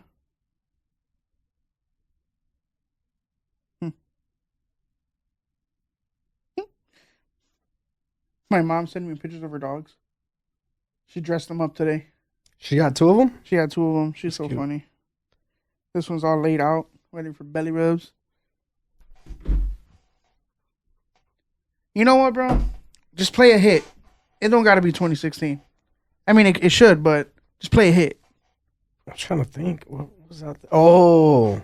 Let's play what we think. Hold on. We think Bad Bunny's gonna play tomorrow. All right. We'll do that next. We'll do that next. But hold on. Chat. Everybody put in a chat. Oh, look, the little stuff came back on. Oh, go up there and hit the record. Hold on.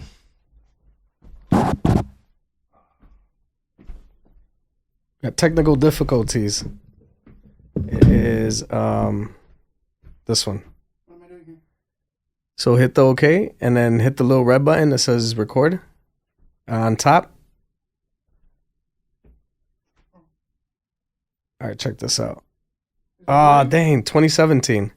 Close enough. Yeah. Ow. Sorry. In my defense, small office, big man. Let I don't fit. me see. What am I doing? So we're gonna. You said you were gonna pick one of your jams from 2016, No, 2017. no. Let's skip to Or you want to go? yeah, with, the prediction. What do you think he's gonna play? Okay. Guys, What's the put first it in song the he's gonna play? comments. What is he gonna play? What is Bad Bunny gonna play in the Super Bowl? In all honesty, I want him to play. Oh, man, I want him to play the whole album, but he only got like 13, 15 minutes. But I would say maybe debía tirar más fotos because I think a lot of people like that song, and it's not as hard to understand. Like if you don't speak Spanish as your first language, I mean, I speak Spanish, I understand it, but sometimes, bro, he's too fast for me, and I'll be like, what? You'll probably have a better chance of understanding everything he says than I do.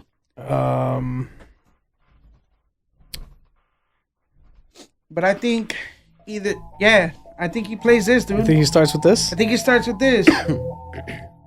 This is great. And he's still paying homage, right? To the island. Putting it on the map. I think this is it. This is a great song. Great song.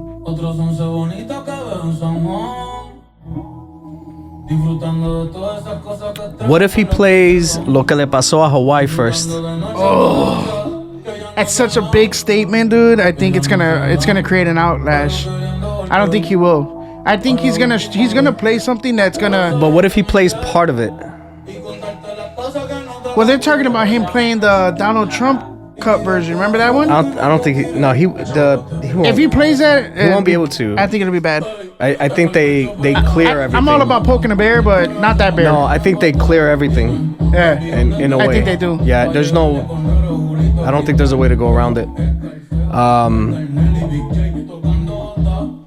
I could see him playing, like, singing a part of Lo que le pasó a Hawaii, just a little bit. I mean, it's gonna bring a lot of controversy, dude. I think it's gonna go over people's heads. And it's gonna have to be explained. It is. We know. But we're also Puerto Rican. So. This would be a great song, dude. I think he plays this for sure. Oh, crazy? He plays AO? Maybe. Bro. I mean, it's a banger, bro. But everybody's thinking he's gonna play all the new stuff. You know what? I mean, he might play How something about old. this? His salsa inspired music. He wants people to dance. He wants people to move. Right. And guess what? All non-Hispanics love to dance salsa. That is true. That might be it. He got to sprinkle in. You know, it's 13 minutes. He doesn't have a 13-minute song, so he's gonna play skits of a bunch of different songs, right? He might hit him with a salsa one. What song did he start the concert with? Oh wow! I have it on video. I don't remember. You don't remember the first song he played? I don't remember. That surprises me. I don't know why that surprises me. I don't know why. I don't remember. Maybe because you're putting me on the spot. Okay, so I could see him start obviously doing something like this,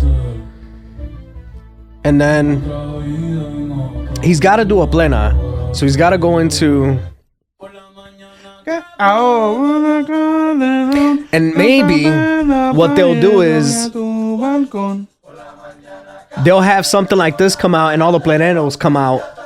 I can see him You know do what I'm that. saying? He'll put on that little grupo that he's walking with, Exactly. that he has. Because I don't think there's a better way to start the Super Bowl with a Boricua doing the Jibaro music. I you think know what I mean? know. I think I know the song he may have started with. I'm just gonna look for the video real quick. But it might start with that, and it might start with a bunch of plena, and then go into Hawaii. this one.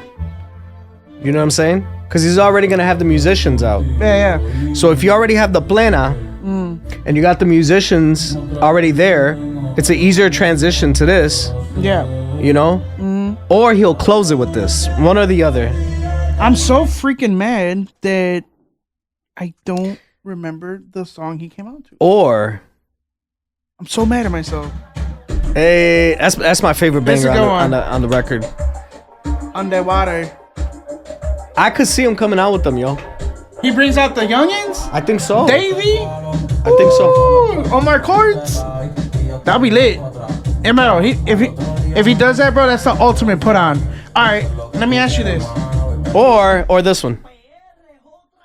I think this would be great.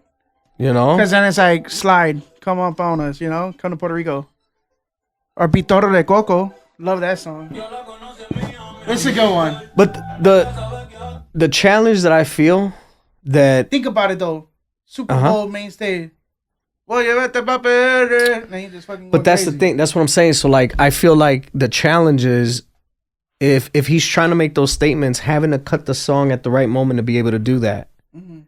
Dude, I'm curious to see how they're gonna mix everything. They have been practicing. He didn't just find out he's been working on this shit probably for a long time already. You don't get told you're gonna do Super Bowl a month before. They give you time. All right. So what old song you think he's gonna mix in? I don't think he's gonna do anything old. You don't think so? I don't think so. I don't know, man. So. Sure? His old shit is land trap. He's not gonna play land trap. It's all gonna be reggaeton, PG. Enough, you know. I don't see him. He's gonna have to play a commercial banger, something that everybody's gonna know, like "Debe tirar más foto," like stuff like that. Songs that they're gonna know, or the salsero ones, whatever. The salsero ones it's probably a good hit. It's safe.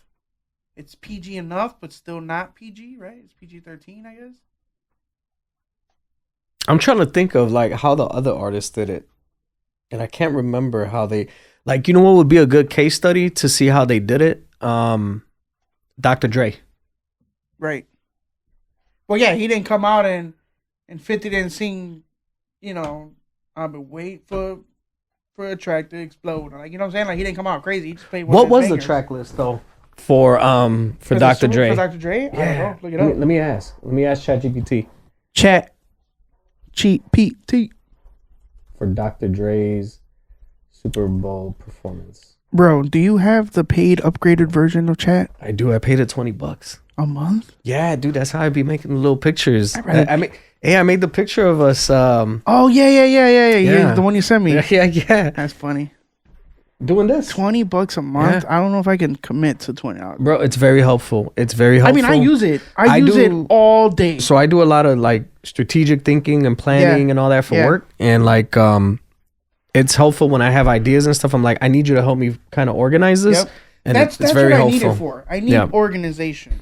Mm-hmm. And because sometimes I gotta type up like these extensive emails or whatever, and I don't know how to organize it and how to make it look presentable to the audience, right? They don't block it on your computers? I do it on my phone. Oh, you do it on the phone? Yeah, and then I just email it to myself. All right, so look, I got look, check it out. The NFL doesn't publish the exact timestamps.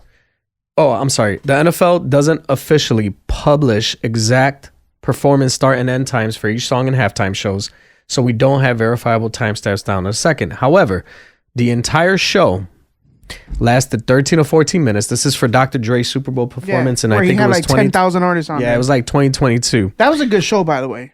Okay, so the entire show lasted 13 or 14 minutes. Analysts estimate each track range roughly 1 to 2 minutes each, often mixed as medleys. For example, the next episode flowed directly into California Love without a pause. The performance was structured as a continuous set rather than isolated full-length tracks. So, this is the set list according to ChatGPT. I'm not verifying this, by the way. I'm not going back and watching the video. But according to ChatGPT, this is the set list. Started out with the next episode. So Dr. Dre and Snoop Dogg opening. And they're citing this from XXL magazine. Okay. So I'm going to see if I could come up with a theme here, because I'm noticing kind of a little bit of a pattern. All right. So next episode, arguably his most recognizable song, because isn't that the ding, ding, ding, ding? Isn't that the one that has the keys? Why don't we play it? Play it. Let's find it. Man, I wish you had headphones so I could play it directly from Apple Music. Yeah. So people could hear it that way, but... That's all good. All right, let me see. Chat, we'll figure it out.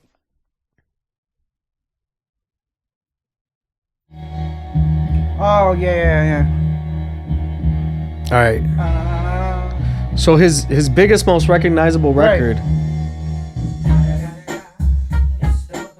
Well, I don't know about biggest, but definitely his most hyped and recognizable record.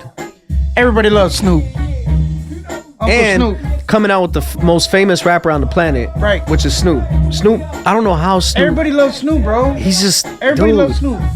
He says it himself. Everybody fucking loves Snoop, bro. He's the everyone's uncle, bro. He's crazy.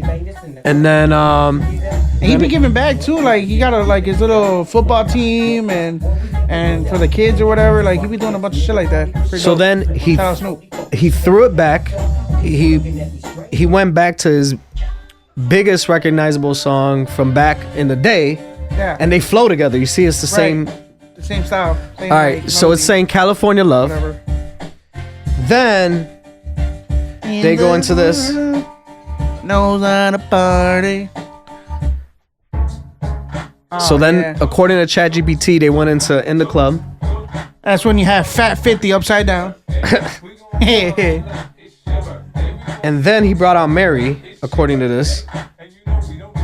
So he brought out Mary J. Blige. Yep. She was there. So then came out with this. Banger.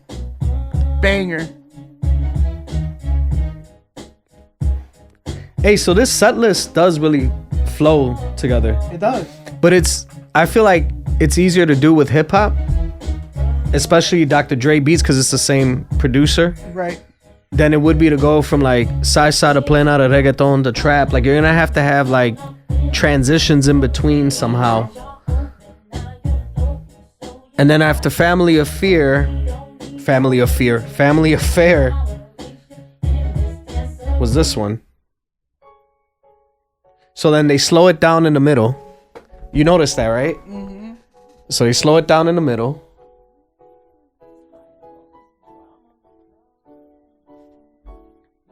All right. So we got this. Bro, 50 be putting Mary on. Like, bro, he got her in all his in his TV shows. Does he really? Yeah, he does. It's what's the one?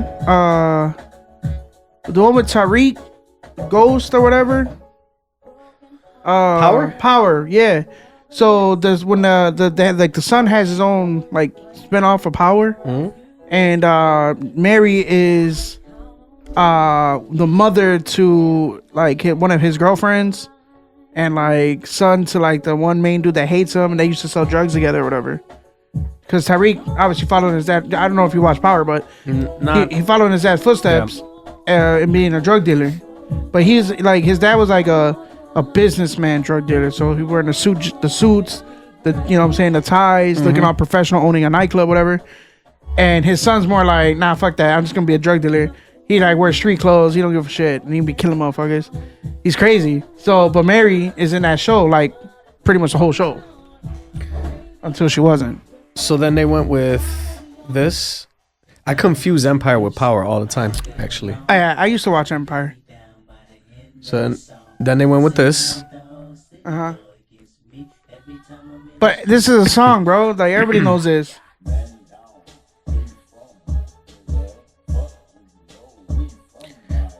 And then Damn, I don't remember them playing this. again, this is according to ChatGPT. So they had 10 songs. It's 13 to 14 minutes. It's gonna be 13 minutes. So that means they can't do more than a minute and a half each song. I mean, they're doing like a verse per song. That's what I'm saying. Be alright. Alright, so then they go back to this. A little bit back in the day. And then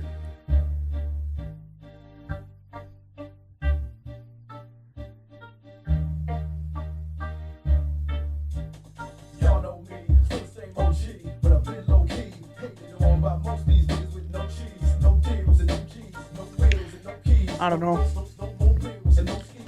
I'm still excited, man. Put in the comments how excited are you for tomorrow?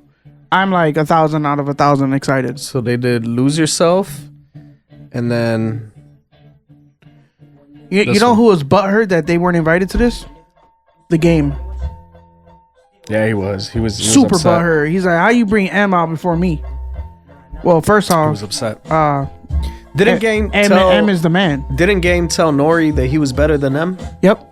And Nori was like, Nori's like, yeah, Nori's like, whoa, chill, whoa, pause, wait. chill.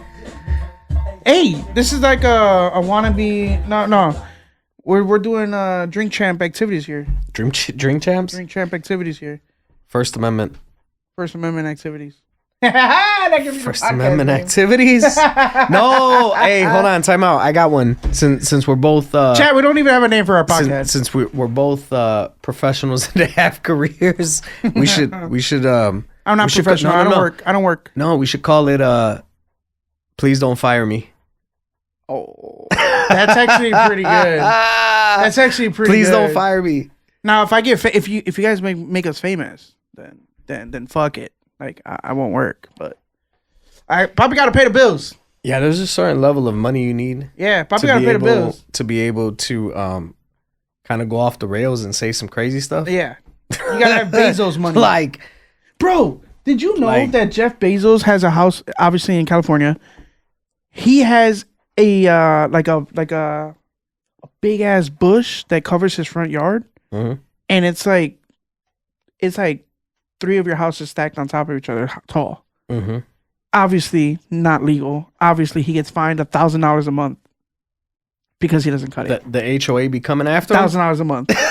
And they were just saying like, so the fucking rules don't apply to me or what? Because you have money? I mean, it is the truth. HOA can definitely kick you the fuck out and take your house. Like if they can take your house, they can take your shit. HOA can take your house. They can force you to sell it. They can force you to sell it and kick you the fuck out. Really? Yes. I've never dealt with an HOA. It's a fucking nightmare. That's why I bought a house. Really? Only bad thing about owning a house, and you know this. Yeah, I know. Gotta fix that shit. Don't remind me. But yeah, bro. So this fool has this big ass like privacy like fucking bush. That's funny. And it's tall and it pokes out into the street a little bit. He don't quote me. I don't know for sure, but I heard he pays $1,000 a month, which is absolutely it's a fucking dollar to that guy. No, you know what, dude? When you talk about like the scale and percentages of the money, Yeah. like, bro, it's probably like 10 cents to him. It's on auto pay. He never sees it. It's like, By the way, if you auto pay your bills, you got money. Because that's some shit. And that's how I knew I became an adult. When I put my shit on auto pay, stupid. I was like, man, I'm such an adult, dude. Like, my shit's just, I don't even got to pay it. Oh my God. It just comes out. Man, dude, did I tell you about this? That over the last like 2 or 3 years, I've been feeling like all of a sudden, life just all of a sudden smacks you in the face and says, hey, by the way, like, you thought you were an adult? No, you're really the adult now. Oh, yeah. Like, all the stuff that your parents used to do, or your grandparents, or your tia or whatever, like, that's you now. Like, you're responsible for the emotional well-being of others in terms of like being the person that not only carries like, you know, your financial and your whatever, but like you also start to carry emotional and like the spiritual weight of the family little by little. Pretty much. That like all of a sudden you just wake up from one day to the next and now you're like consoling your parents or your elders about stuff they're going through, and you're like, when did this happen? when did I grow up? Right? Like that safety Take me net, back. dude, like that safety net you had of your parents or your elders that like you could always go back to and get a hug and everything will feel better, or you get a warm plate of food or whatever it is, that all of a sudden you catch yourself like, oh, now it's up to you to be able to provide that to other people. Yeah. That's crazy, right? That's nuts. That's crazy, right? That's like the one secret that I think no one has ever shared with the next generation coming up. And you have it like yours is expedited because you have a child. Yeah. Like you're responsible for a person that lives. A little human. I got a little freaking I have to human. keep her alive. Right. Like that's it's literally your responsibility. Yeah. And if something goes wrong, you're getting in trouble for sure.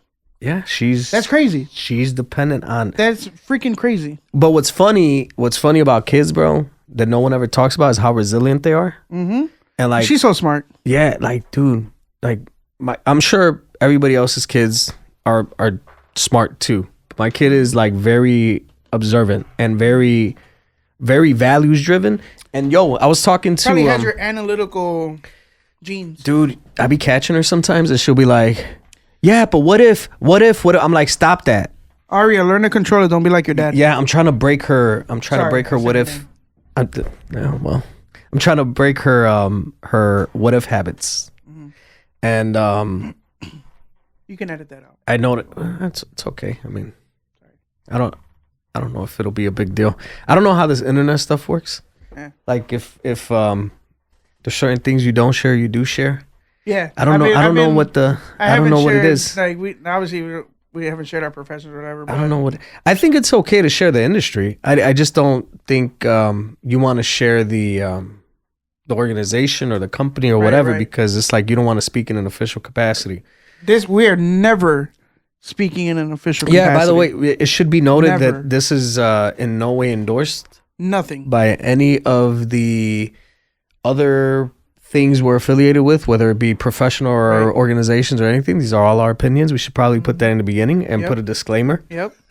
And if you get booty hurt, don't fucking watch it. I think you should choose another word besides booty hurt. Nah. It's offensive. Don't watch it. It offends me. It offends you? Okay, fine. Sorry. So I am nice. I apologize. No. If you feel some type of way after watching this and you're like, oh man, these guys are assholes. Please don't fire me. No, hey. Then get over it. No, don't listen. watch it, dude. Like, it is what it is. Like, you have the right to your opinion. You also have the right to fucking log off. Damn. How about that? Damn, who made you mad? I don't know. You should have just said you. Huh? Like me. Oh, you. Yeah, it is you. There you go. Because of the booty hurt. No, I'm just kidding. No, hey. The kids, man. Them little Gen Alpha kids. Yeah. All right. You know how everybody complains about... smart ass kids. Dude, everybody complains about Gen Z. Right? You know this. Everybody complains about Gen Z. Just like they complain about millennials when we were 22. Yeah. Everyone said we were lazy, didn't want to work. Yep. Actually, I think we're the hardest working fucking people, bro. I'll get to that in a second. But the Gen Z kids, man... Everybody's mad at them. You know who raised them kids? Gen X. Everybody that's...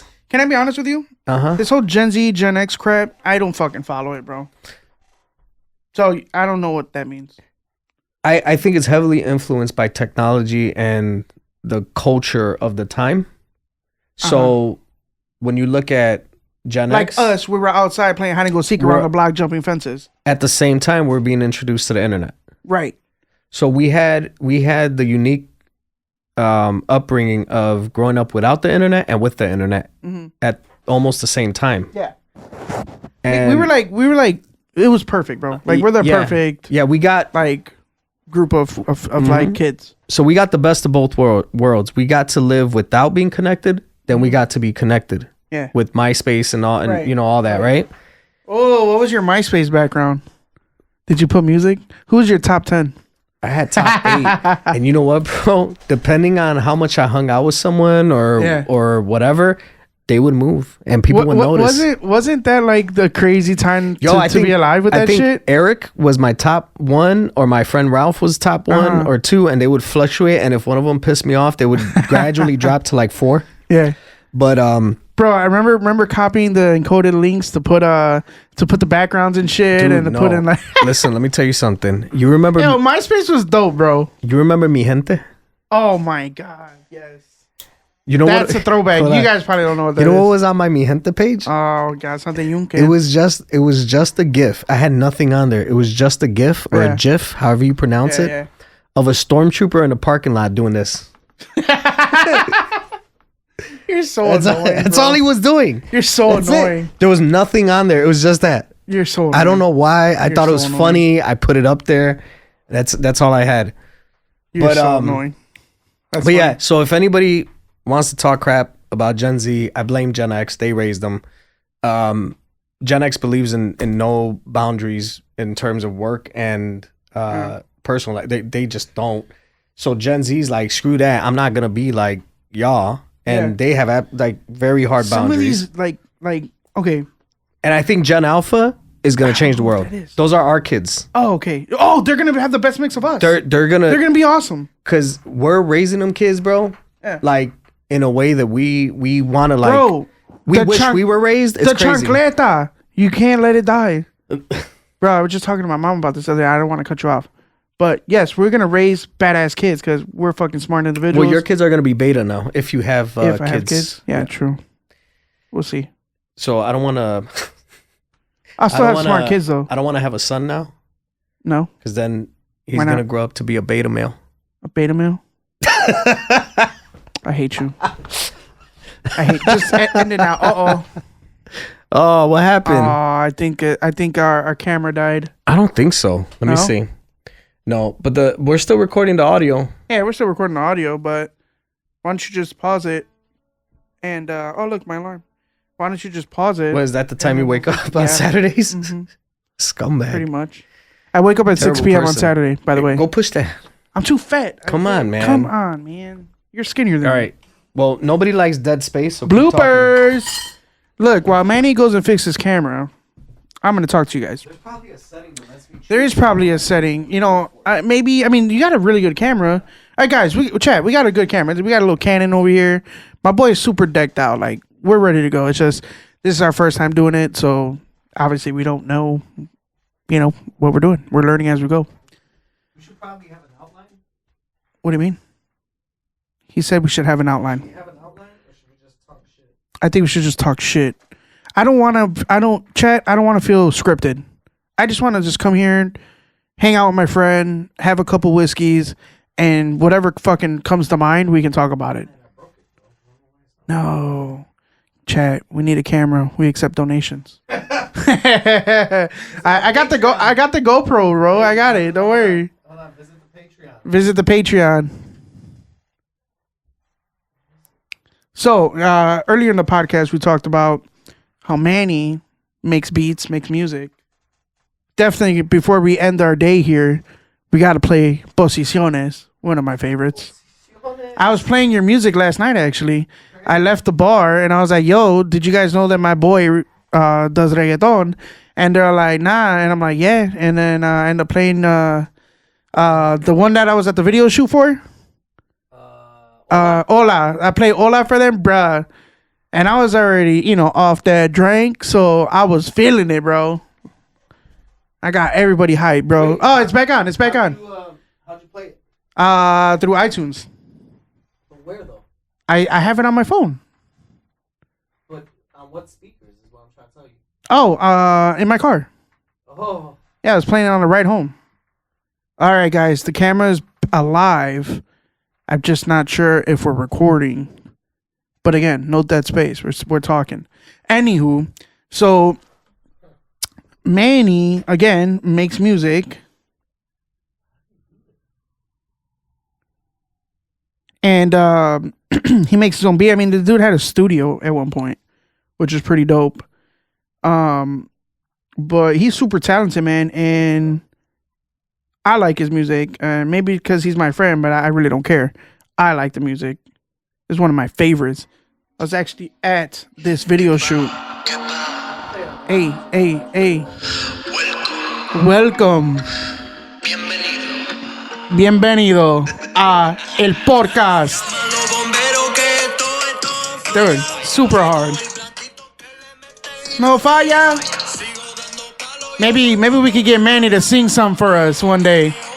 And we'll do a live podcast of him rapping. Bring back basement vibes. Remember that? BET 106 and Park? The basement with Tigger? We can do a Boricua version. We can do a Latino version. What do you guys think about that? I think we should bring back the basement and just make it a Latino version where you bring all the reggaetoneros, all the rappers, all the cacos, all the títeres, and they come through and they freaking spit some fire in the basement, in the booth. That'd be pretty dope. Bro, this only lets me record 30 minutes at a time. Why? Is it recording now? No? It is now. Oh, chat, we're back. There's probably a setting you got to mess with. I mean, we'll mess with it later offline. Yeah, it was a little crooked. Now that I looked at it.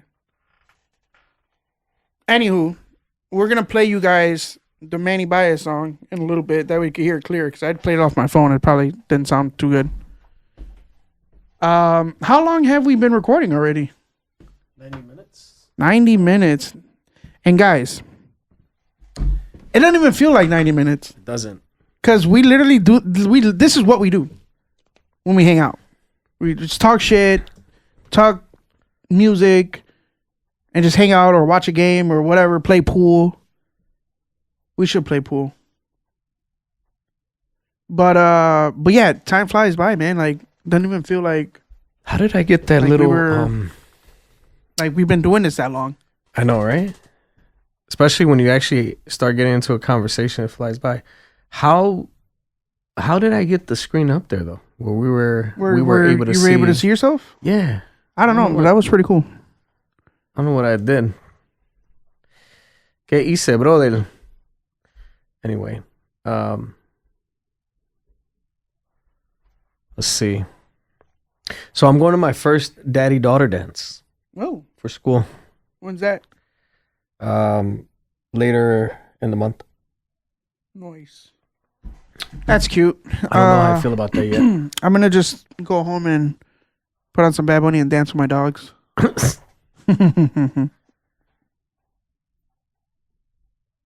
Shout out to Twix. Shout out to Reese. Those are my dogs. Urgh. Why'd you name him that? I don't know.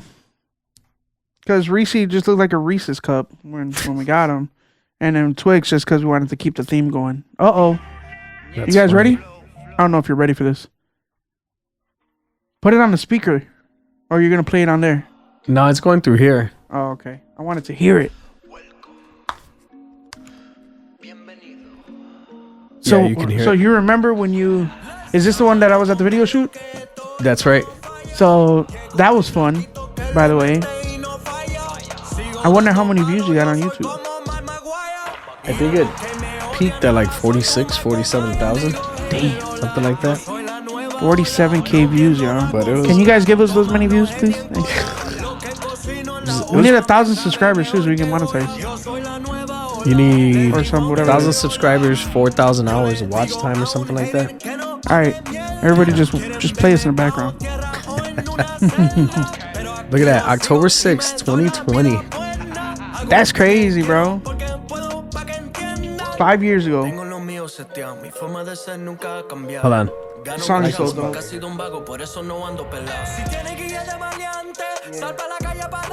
Yeah, got that fast flow. Bro, it's fire. The video was even more epic.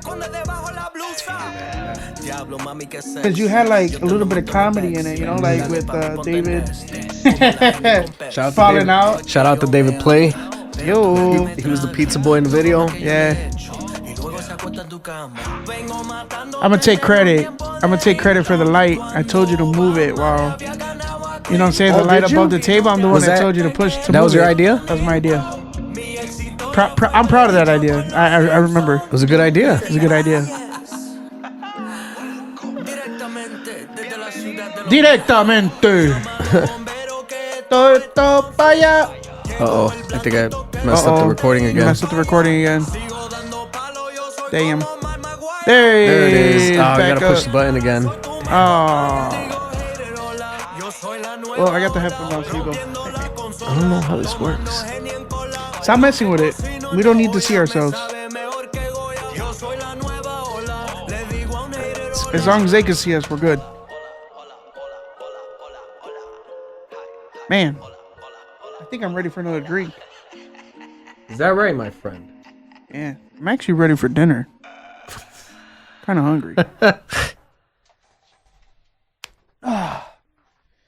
So, out of all the songs that you've made personally, which one is your favorite? Why is it your favorite? And what was the reason, or like what made you make that song?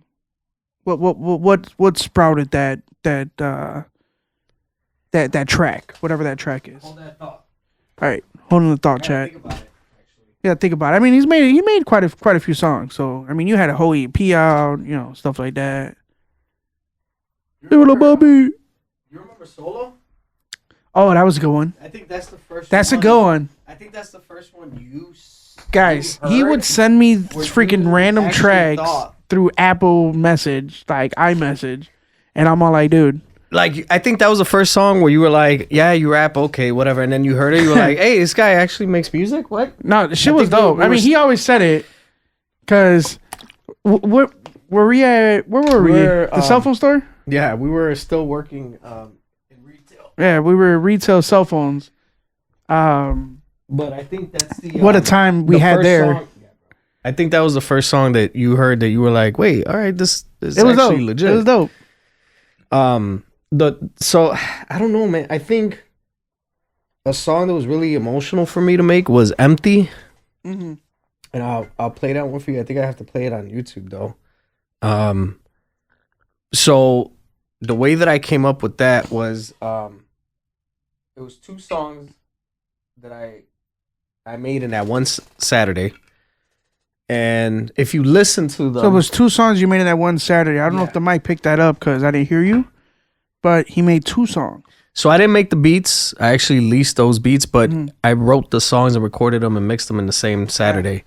He still makes beats though, guys. And they Talent. thank you. And they sound very similar in terms of delivery, but they're completely 2 different topics. And the one that I like, I think that is special to me is "Empty," because that one details the story of my birth Okay. in a way, and also in the beginning. So my father, he left me a voicemail, and when I heard it, he left me a voicemail for Father's Day. This was like 5 years ago or something like that. Oh wow. And it's, if you hear the original message, it doesn't sound like the message in the song, but when I cut it up, it sounds like it was meant for that song and that beat and everything. Damn. So even my wife tells me I love the way he sounds on there, but there was dead space because he was thinking of what he was going to say. You know, naturally on a voicemail, you kind of pause, you think, you know, whatever. Right. When you're saying a message to someone, like wishing them something, you know, like happy birthday, happy Father's He Day. was getting his stuff Yeah. together. So I cut that, I put a little metronome on, which is the little click sound. And I tried to get it on beat as much as possible and cut up the dead space so that it's flowed so well and it just drops into the song.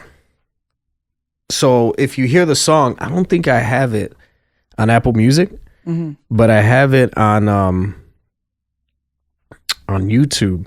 So let me see if I could play it on YouTube actually. So about last night, so I text the chat, my group chat, Okay. and I'm all like, I think I'm still drunk.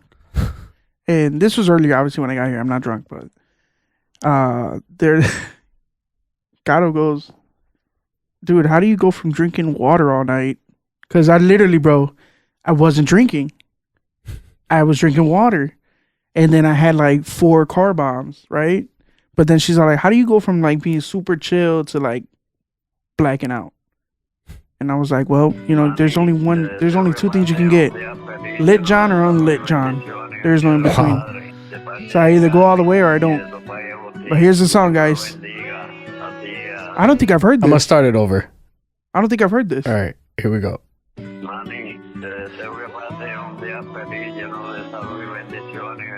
He sounds like Haris, I don't know who that is. a new young guy from PR.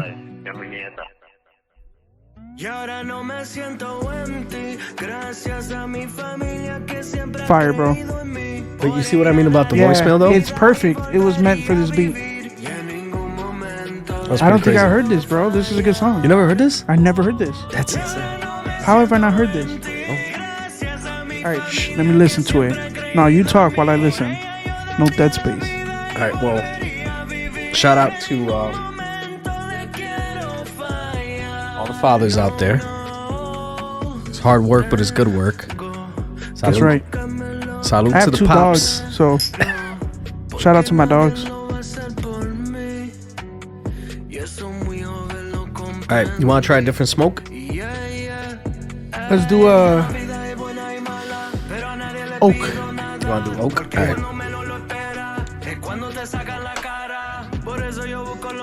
So, what brand is this?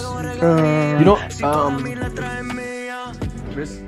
whiskey and rye, but hold on a second. Chat, guys. Godinger? Godinger, Goldinger. Shout out to these guys. It's not pretty good stuff. sponsored. Not sponsored. But Not shout out sponsored. to y'all. We actually are using the product because we want to use it, and he has it. It was a gift. I have to. It was a gift. He has to use it. Whoever gave him this gift, thanks. It's good. It was my wife. Noise. Why do I feel like the podcast started now? I don't know. Right? Like it caught its flow now, 90 minutes later. Guys, how, you know, Yo, if you're still listening to this at this point, you shout gotta out to fucking you. follow us. You have to. You know, shout out to you, because Lord have mercy. And if you guys want us to talk about specific stuff, if we feel like it's appropriate, we will. Put in the comments, right? Obviously. And Gotta throw this out. but yeah, I mean, it does feel like we're just starting it out. I feel like we're grooving now. They can't hear you, bud. We got the kinks out. Yeah, I think so. I think we were really stuck on staying on a topic or something. No, I think we talked about a bunch of good stuff. Okay. I mean, we said what we set out to talk about, we did. And now we're just It's talking like, other stuff. It's like Seinfeld, like show about nothing. It's a podcast about nothing. Podcast about nothing. Maybe that should be our podcast name. The Nothing Podcast. No, I like Please Don't Fire Me. That's a good one. That is a actually pretty like good that one. a lot. Everyone likes the bro, so hear me out. Everybody loved that one. How about Bro Don't Fire Me? Ooh, yeah, let's do that. Wait. All right, unofficial. Maybe we'll make it official. Podcast name, Bro Don't Fire Me. All right. What am I doing? I'm making a. You're making me another drink. I don't have ice though. Is that all right? Diablo. I gotta go get some. Messing up, Poppy. It's all good. I don't need ice. Yeah, tough it out without the ice. Tough it out. I think I'll survive. I'm actually feeling fantastic now, by the way. Earlier, when I got here, chacho. I almost didn't get here. Let's just say that. But, I was like, man, I did tell you we were going to do this today, and I'm happy I'm here. I'm happy I came. Worst case scenario. Dude, that power Is- nap helped. Worst case scenario. 1000%. You get a taste of what it means or what it looks like to podcast. Right. And you decide if you want to do this again. I fucking love it. I think we found our niche, bro. I think this is Found something the that niche? I think, dude, I've been wanting to do this for so long. Ask Carolina. I literally was like, bro, I just want to do something and just not want it to be scripted. I hate scripting. I don't want it to be scripted. I just want to do it. I just want to show up and just flow it. That's it. Film seems What am too I doing? complicated to I don't know. explore. Making a drink. You can Trying to remember you the can recipe. skip this YouTube Heart of commercial Old though. City, Philadelphia is the There's a YouTube commercial. Yeah, your song finished. It's funny because I don't get paid from those because I don't have it monetized. Anyway. Damn. All right. So what'd you think? Man, dude, I actually like the song. I think you should send it to me. That way I could have it. Cause I literally only have 2 of your songs on here. I have Hola and I have. Look, you're like your Nueva Liga. I can't listen to anything like Posiciones. Nothing. So I actually withdrew that one. Why? Because He's talking about his EP, y'all. there's one song I'm not too much of a fan on because I felt like it was like a little offbeat. It was like a little too much going on. And there's another one that says something a little too sassy. I'm like, yeah, I don't know if I want to do that right now. So What? it was a little what was too. it? It was a little too. We're all eager to A know. little too. It was like, please don't fire me.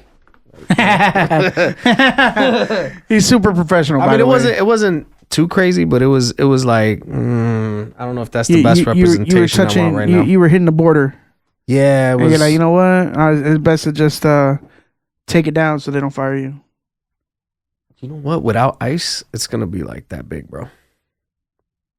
That's fine. Maybe I should just get the ice. We're in the middle of a podcast, bud. So what? Entertain the people. Entertain the people? Entertain the people. Are you not entertained? Oh my god. No? Too much? Too much. All right. much? Let's try it. Why don't we just fucking Uber Eats? Shout out Uber Eats, sponsor us. Uber Eats some fucking ice and pizza. No, I'm not hungry right now. Trash. I'm just gonna ad-lib this whole the rest of the podcast. Here. Mama. All right, this one has a lot of smoke in it. Ooh. Smells good, right? Smells great. Feel like I'm in a fucking cabin somewhere. And it's burning down. Look at this Okay. tiny old fashioned. This is so little, bro. This isn't even an old fashioned anymore. Bro, you don't It's got just a like shot ice with, cube like- trays? No, I have ice like that. I just got to go out there and get it. Well, then go get it. You want me to go get it? I want, give me the whole experience, Look, damn it. Look. There you go. I'm not gonna drink it. So give me an ice. I'll get some ice, bro. Hold on. Boricuas, I tell you. Let me lazy. Just being lazy. Not wanting to get up at all. No quiere trabajar, no quiere hacer I do nada. nothing. Just want to sit here. I think that's why we have the jobs we have. So stupid. No hard labor over here.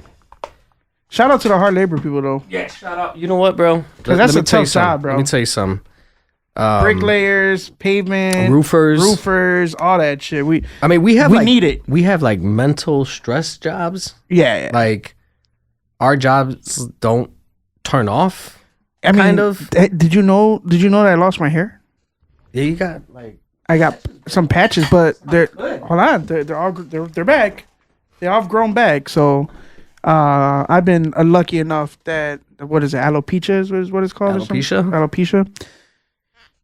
Started off with 1 patch, 2 patch, 3 patch, and I was patched to a Houlihan. And then I might have to do Jack. I don't have enough. I'll take the Jack. That's fine. Wait, I think I have enough bullet. But yeah, bro. And then my hair started growing back, so thankfully there's that. But definitely have a stressful job when you know what I deal with. Not to get too much in context, but yeah, it's I mean, I still love my job, right? I still do it. It pays the bills. I actually enjoy going to work. But like with anything, That's good, bro. That's important. yeah, it is very important. But with everything, I mean, nothing's perfect. You're gonna get stressed out either way. It's just a level of stress, I guess, that you're able to handle. So cool watching it go in like that. It is. I think that I'm gonna buy myself a set like this. That's dope. Let me ask you a question. Mm-hmm. I don't think you have this problem because I see you make drinks at home all the time. Smells But- great. Do you ever dude, I can buy a 12-pack of beer, right? Put it in my fridge. Mm-hmm. Some people can come home after work. Maybe you guys can attest to this, but you can come home after work, have a beer, 2 beers, 3 beers, whatever that looks like. I can't do that. You need 12 beers? No. Not where I was going, jerk. That's exactly where. No, that's not where I was going. That's exactly where you were It going. was not. So That's where you should have went. I should have went there, should- but I'm not that's where going you should've there. I been. mean, we can go there, but we're not going there. That's not where what I meant. The thing is, I find it so weird to drink at home. Like it makes me sleepy. I love drinking out. It makes me sleepy. I enjoy it. I mean, I could drink at home, like if you come over or like we have Oh, people no, over, then yeah, we can get trash. Man, but there's nothing better, bro, I can't. than making a nice dinner, making a nice steak. Like, dude, I've gotten to the point, and I'm not trying to like be arrogant or whatever, but I've gotten to a point where I've been able to go to a restaurant, order a steak, and be like, I paid $70 for this. I could have made this Make at it at home. home. Yeah. And I enjoy mine better. Now, there are some steaks, though, that I've gotten where I'm like, yo, this shit is ridiculously good. Like, you could tell. Have you heard of Boulevard Steakhouse? No, I haven't. It's a new spot. Check it out. Yeah? Okay. But the point I was making is I'll make, some really dope mashed potatoes or some He like can baked cook, y'all. potatoes. I'll do like a double baked potato or something like Yeah. that, a steak, and Lobster mac and cheese? Yeah, lobster mac and cheese, and do like a real nice cocktail, bro. And like, I'm good. See, I can do that. That's fine. Mm-hmm. My thing is, I know friends that, dude, they'll come home, they'll have 4 or 5 beers, and then Yeah, you know what I'm saying? I can't do that. Like, It makes me sleepy, bro. if I'm gonna, all right, so if I'm gonna drink at home just to like hang out and not cook like that and just whatever, I might have a couple cocktails or maybe a beer like an IPA. Oh, okay. And then maybe a couple shots with my wife, and like she'll have like a michelada can or whatever, and we'll do that, and we'll listen to music or we'll watch TV or whatever, and then like that's it. I remember though, like a few years ago when I was much younger, that I would like drink at home, but like go down a rabbit hole of watching YouTube videos. I remember this when like, you had the apartment. Yeah, or like watching old school wrestling stuff, or like watching like, I don't know, documentaries or whatever. But it was like it was more alcohol than I would drink now. Right. So I got into a point where like it used to be hard for me to want to stop drinking because I wanted to keep elevating the buzz, or I thought that if I stopped I wouldn't be able to keep the buzz. But like now I don't even care about that. I'm like, a drink or two and I'm cool. Like I don't chase the buzz like I used to. Yeah. You understand what I'm saying? So I don't know if that has to do with like fulfillment or just being like happier, or not even happier, but just being like I don't really want to chase the buzz. Like I don't want to stay buzzed. Yeah. Like I'll enjoy the buzz, I'll ride the buzz, and then I'm done with the buzz. If that makes sense. You know what I'm saying? Yeah. But I used to want to keep it. But when you want to keep it, drink more. you drink not just more, but you drink to the point where you black out. And then you know, you might say something offensive, you might do something stupid, but all you want to do is just kind of keep the buzz. So like I moved away from that. So like I'll enjoy it, I'll get buzzed, but then I'm like, I don't need to stay here. Like it's okay for me to let it go and just like go to sleep or eat or whatever. But it took many years to get to that point where I'm just like, I don't really want to, you know. So children. Also, what helps if you are home and you're drinking, you don't really want to get too messed up, doing stuff like this, because it takes effort. You gotta measure out the moving these mics chips. around. You gotta the videos, yeah, man, like the camera, the lights, everything. It takes like 5 different steps to make this drink. You think I want to get drunk off of like 20 of these or something like that? I gotta make 20 of these. You see how many steps I gotta go through? Yeah, it's a lot of work. It is. So I'm like, you still haven't got the ice. That exactly, because I gotta get up. I gotta go walk. But the point is, you know, if you make cocktails or you mix stuff, it takes more effort than it's worth to keep getting drunk. I think unless you just keep slamming shots. We gotta change up what we drink. Or was he gonna be our thing on the podcast? I don't know. We might not even drink every podcast. We might not. Might try different waters.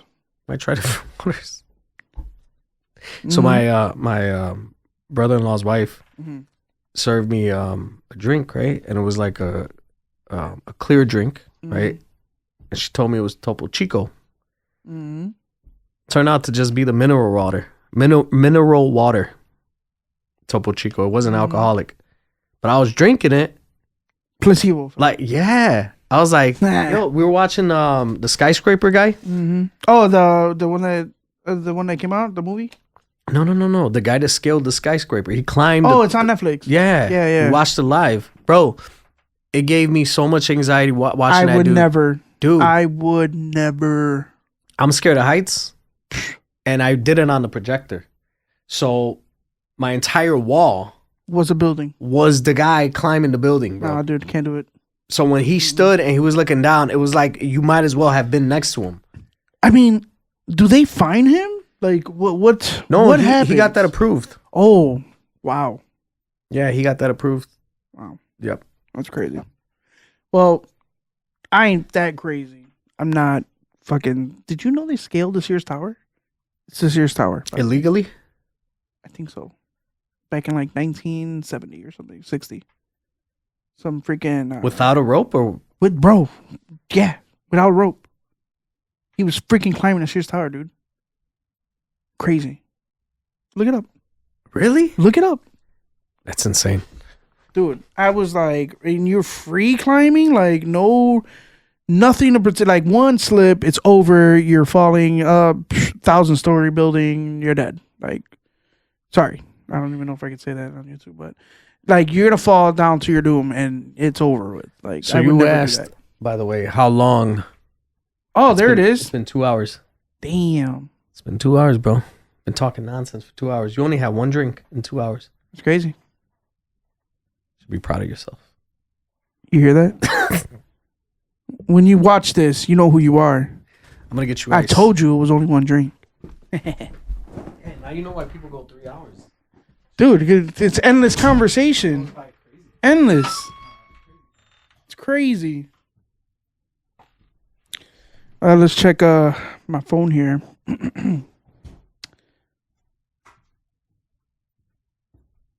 See what's going on. Yep. Dry. No one loves me. No one reached out to you. No one's reached out to me. So that happens, right? Where you put your phone away because Yeah. you don't want to be bothered, Yeah. and then everybody reaches out to you, and then when you have it on you, no one reaches out to you. That Pretty ever much. happened to you? I mean, in all honesty, bro, I text literally. I mean, I can show you, dude. Like, I literally text these people, and yes, you're on there. How do you get that To view? pin it, I can show you later. But like That's dope. these are all the people that I usually reach out to daily or whatever, right? Uh-huh. So I got my team here. It's like a MySpace top 8. Yeah, I got my team here. I got my closer friends that I reach out to periodically, even if it's not every day, but weekly, whatever that looks like. It's just easier to maintain, dude. But Almost fell. none of these fuckers have texted me except for one, which that's okay.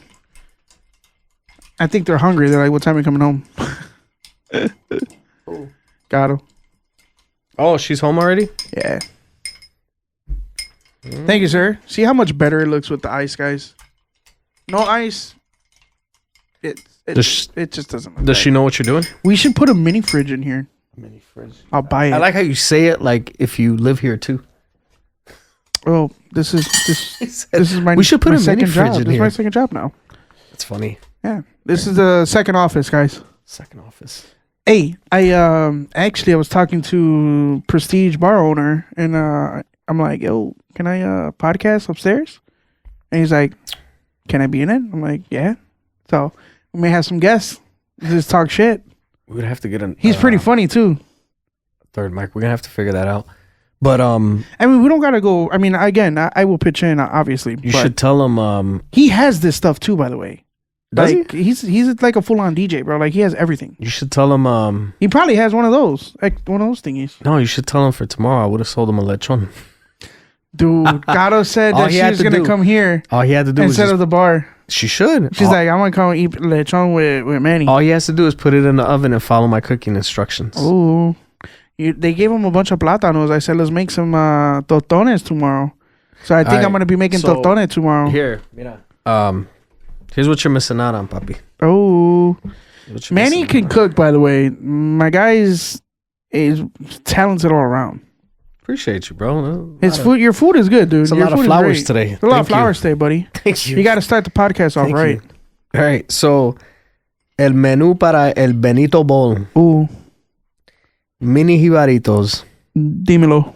alcapurria, Ooh, relleno de papa, delicious. yuca fries, Ooh, arroz con andule, dímelo, papi.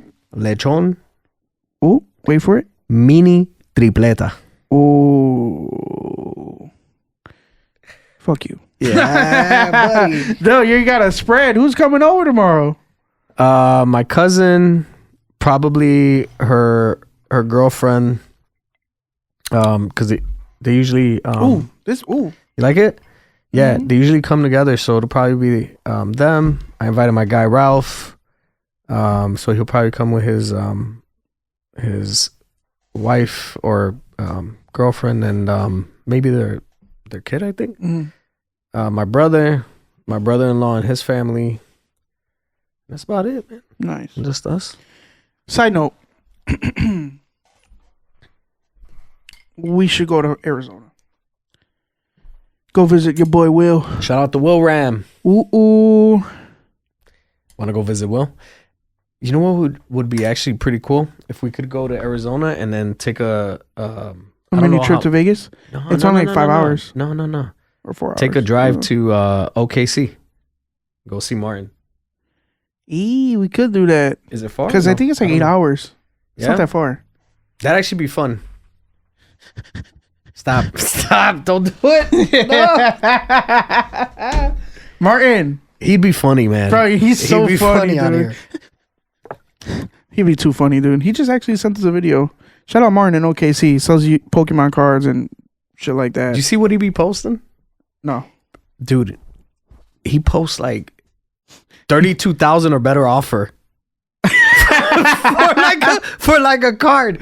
32,000 or better offer. Can I give you 28? Some people it blows my mind, dude. And they're not even like this stuff, dude. Bro, and they're not even like 1997 packs. They're like some card. 2008. Dude, I've never seen this card before. Yeah, the new ones are weird. Have you seen the new Pokemon cards? I don't understand it. I don't like it. I don't understand it. So I went My home. other friend Chris is into it too, and he sells them. I went home. I know. Me and Chris were talking about it.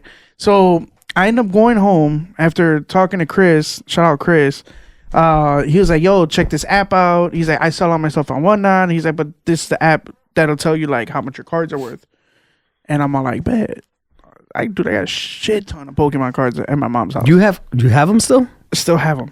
So I went to my mom's house. I said, Ma, well, I called her and I was like, hey, I need you to find me the Pokemon cards. She's like, okay, I know where they're at. You know, mom's or like everything, right? So I go and I have this big ass bag of Pokemon, Yu-Gi-Oh cards. You name it, I got it, right?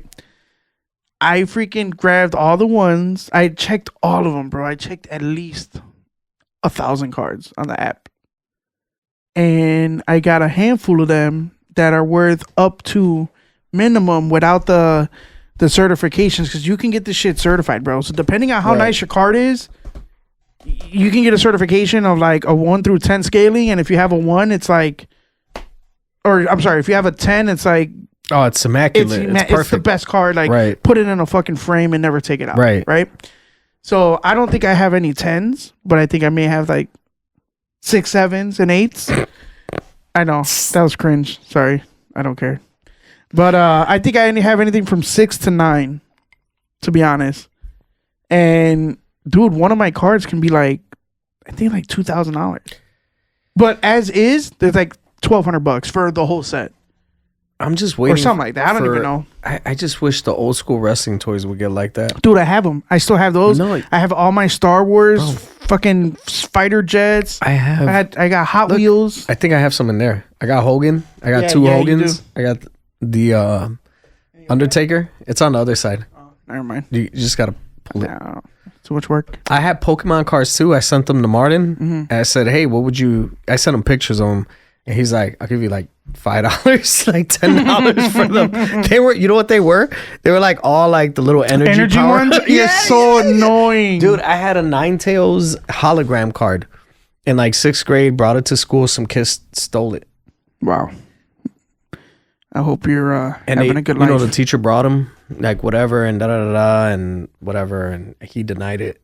Kid who stole the card. I hope you still have it. I know his name. Yeah, I remember him. I wish nothing against you, buddy. It's just a card. We'll be all right. I missed that card. It was beautiful. It was a really nice card. I had Machamp too. Remember Machamp? That's all I had though. No, I didn't have nothing. I had a bunch, dude. No, I had like 2 packs or something. Shout out my mom. My mom hooked it up. But you know what I did have? I went to Woodfield Mall, right? And I don't know if you remember the Game Boy Red and Blue games that you could do system links with them and whatever.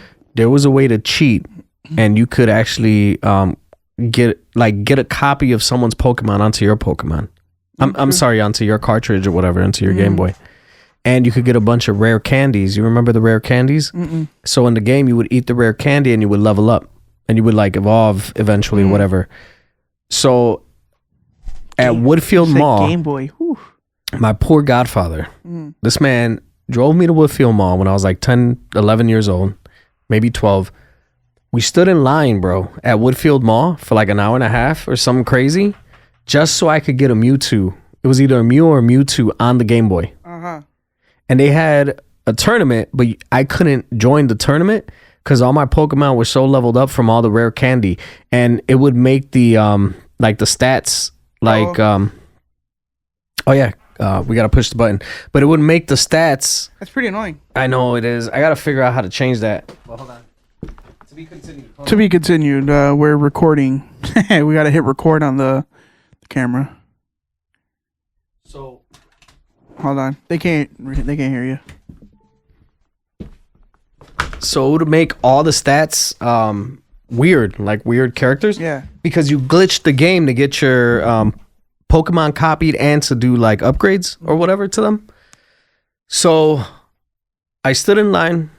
We stood in line for like almost 2 hours. I get the Mew or the Mewtwo, whatever it was. I think it was Mewtwo. I go back to the neighborhood. All my little friends start system linking with my Game Boy to copy it. Wow. I know, after I stood in for 2 hours. But that's how crazy it was with just the Game Boy games. The people were all the way over there just to get the Mewtwo's. I remember when Game Boy had Game Boy Color. Remember that? I remember when Game fun. Boy didn't have Game Boy Color. I know. That's what I'm saying. I had Game Boy, then I got the Game Boy Color, and then I got the... What was the longer version of it? Remember that one? Game Boy Advance? Yeah. I had that one too. I remember... No, hold on. You remember getting the little light that you had to plug into your Game Boy? That sits at the top? So it was a little light. Yeah, It was like a little snake. You plug it in. Yeah. That's funny. That's funny. Yeah, and we would sit outside. You know what I have at home? With that. One of my homies got me this for a housewarming gift. A Super Nintendo Mini. What do you mean, like the little one that you could play all the old games? Mm-hmm. Oh, wow. Jailbroken with everything. Allegedly. Huh? Allegedly. Sorry. Allegedly. I don't even have a Super Nintendo. But pretty badass. That's cool. You should have brought it. I should have brought it. Yeah, you should have. We could have been playing right now. We could have. We could have streamed our games. You know what's crazy? That people will watch anything. People talk about anything. As long as you hold a good conversation. Dude, I be watching I watch people literally just look at a video and just talk shit. I almost kept watching the Final Fantasy thing that I sent you. Oh, wow. It's these guys, I don't know their names, but it's these guys that sit there and they analyze Final Fantasy video game soundtracks. What? They have a series on that one game. They might do it for other games or other things, but in that particular instance, they were analyzing Final Fantasy 13, I think it was. Oh, sorry. This is who I've been watching a lot, and I go down a rabbit hole. I don't know who this guy is. So what he talks Conspiracy about, what he talks about is a lot of ancient Egypt stuff, and I'm a sucker for it, bro. All right, so here's my thought on that. Dude, here's my I thought. believe in aliens. We are the not superior fucking race. Here's a little bit of a hot take, all right? Hold on. Do we have Puerto Rican aliens, though? Ooh. Puerto Rican aliens? We got to be everywhere, bro. I got to... If Puerto Rico was a planet, which planet would we be? The sun, porque estamos caliente. Mercury. Oh. The sun's not a planet, it's a star. I know, shut up. Be Mercury, papi. Mercury? Mercury. Why? Porque estamos calientes, papi. Estamos a fuego. Estamos a fuego, cabrón. No, hey, what was I going to tell you? Lord Jesus. Sorry, it just hit my mind. I had to say it. Intrusive thoughts. So the hot take, right? I heard on a podcast or something like that that people were accusing Ancient Aliens of being racist, like the show. Oh, okay. Because they're essentially like... And I watched the show. The guy's pretty funny. Yeah. I love that with show. The hair. But because they're basically like saying...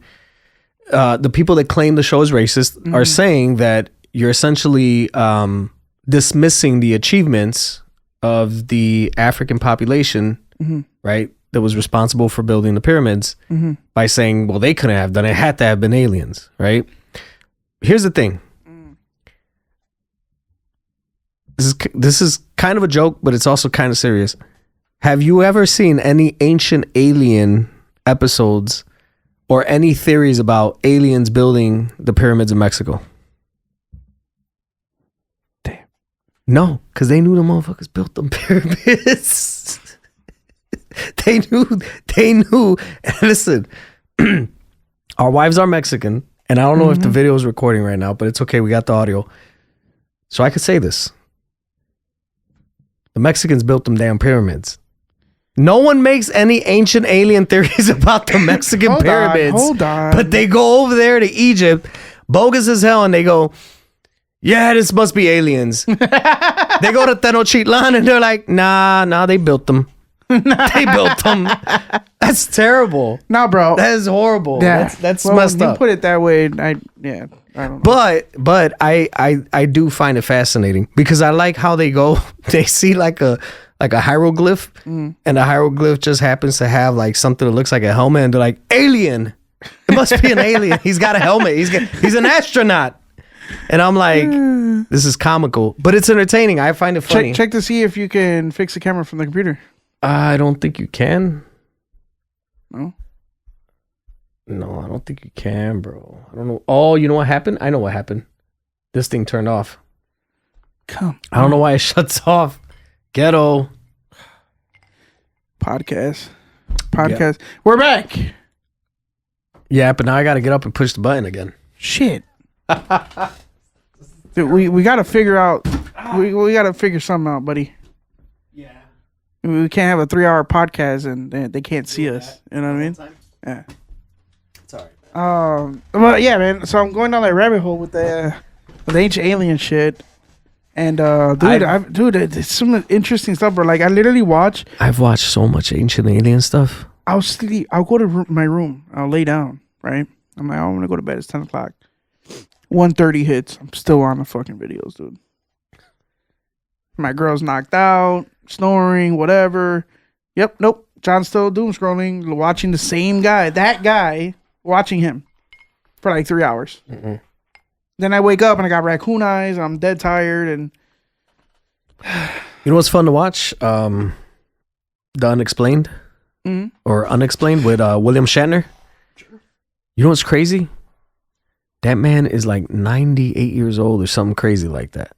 It's pretty old. That poor man is sitting there recording, and as soon as they finish, he's probably like, "Can I please go home?" They're like, "No, William, shut up, record." Jesus. Feel bad for him. I'm 90 years old. He just wants to go home. He just wants to lay down. That poor guy. Here, this is hot, dude. But he's I'm hot. He keeps busy. Shout out to William Shatner, man, because he's still doing it, man. It's crazy to be. That's my boy. To be 90 years old and still out there, dude. Yeah, I mean, he's probably more famous just to be now. alive. No, in general, at 90 years old, is and probably great. more successful than he's ever been. He's probably more famous now than he's ever been.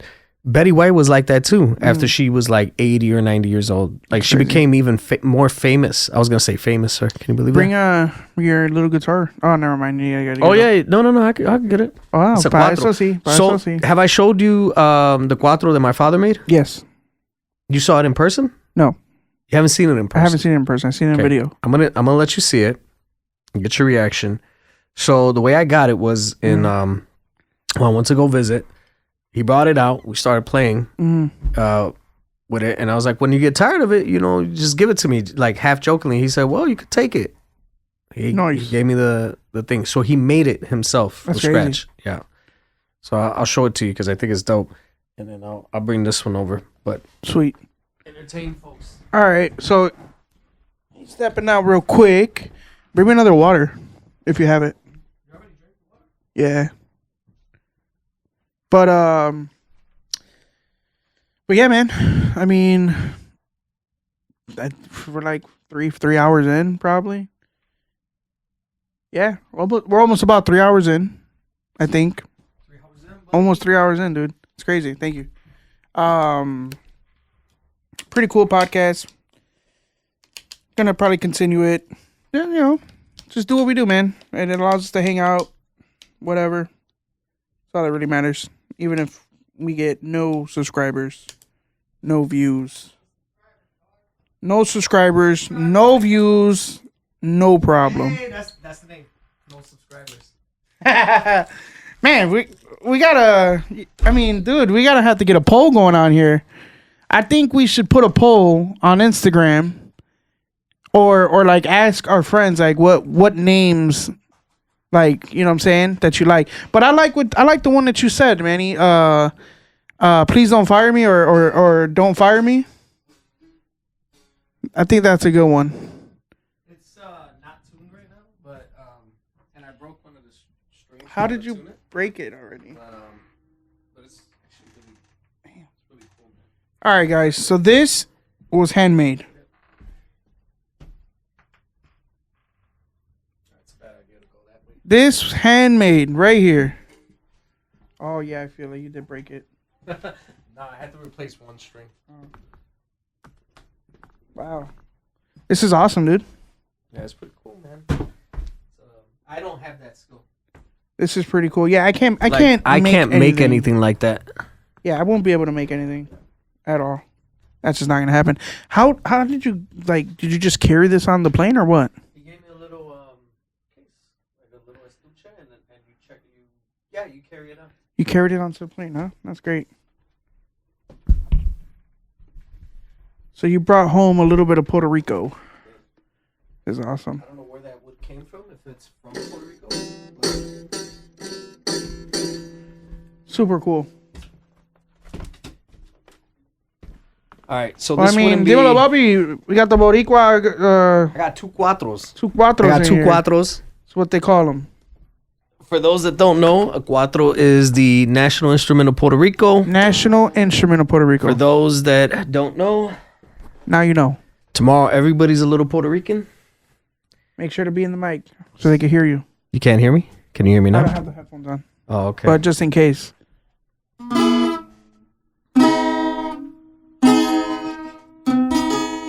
Yay. Can't do that. I have zero talent. How does it go? I've been learning. So this is my goal for 2026 is to pick up the cuatro every once in a while and just go to town and play a little something. So I've been teaching myself. It's hard, man, because it's like now it's becoming more popular, but it really wasn't before like that. It's like you had to know another Puerto Rican who knew how to play it to teach you. Right. And my uncle plays cuatro, but he's left-handed. So when he would teach me, he would play it he would play guitar upside down, give it to me, and say, "Do that." I was like, "Dude, you're playing upside down," and I was like 6. I was like, "I can't do that." That's wild. So I never learned. But he, so even less with cuatro because you have to do a lot of finger exercises and stuff. But now it's a little more common, so you could find tabs, and I just learned how to read tabs.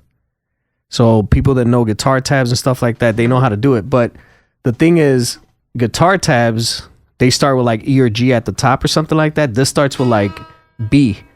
So you can't read a guitar tab and play this. Like it won't be the same thing. So I've been kind of teaching myself watching some YouTube stuff right here. Yeah, I'll grab it. I'll put it over here somewhere. But it wouldn't be Yeah, right without playing. I a would little not bit be of able cuatro. to play any instrument. I've always wanted to play the piano though. The piano? Yeah. I got a little MIDI keyboard over there that I used to make beats, but it has to be plugged into the computer. Mm-hmm. Let's see, how do we do this? All right.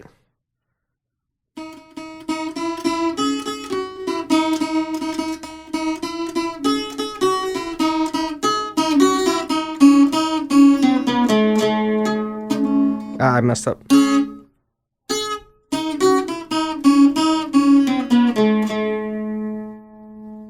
Can't do any of that.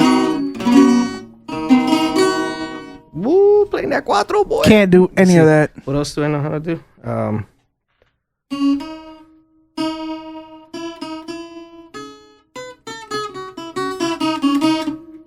How does it go?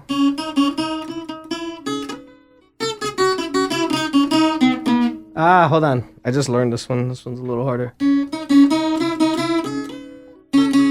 Espérate.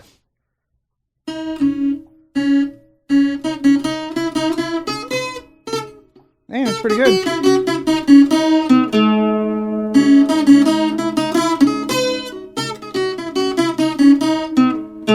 It's hard because you gotta. Pretty good. When you get like older, bro, your fingers and your tendons don't stretch like that. So that's why it's good to learn when you're a kid because you're flexible. When you're old, bro, you might as well have arthritis. You can't move your fingers like that. Let's see, how do we do it?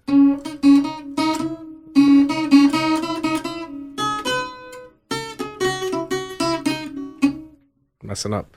But anyway, there's that one, and then there was another one I was learning, but I forgot it. Oh well. It is what it is. Well, hey, better than what I would do.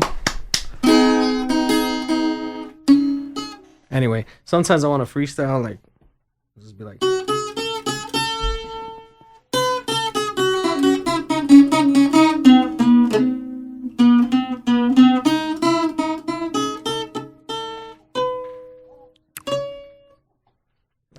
You get bored and you play stuff. So shout out to the Cuatro, man. It's dope. Yeah, it's pretty dope. I mean, true. I don't know how to play that. I probably never know how to play that. Again, I would like to learn piano. That's pretty cool, but that's about it. 2.5 hours, man. You want to do the whole 3? 30 minutes? I don't know. I think, I mean, unless you got something to talk about. Last shot. All right, last shot to close it out, guys. All right, what do you want to toast to? To the podcast. To the podcast. To the podcast and to... Got sneeze? Right? Ooh, had to sneeze, sorry. To the podcast. Holy moly. To the podcast. We'll be back. Like and subscribe. Follow us.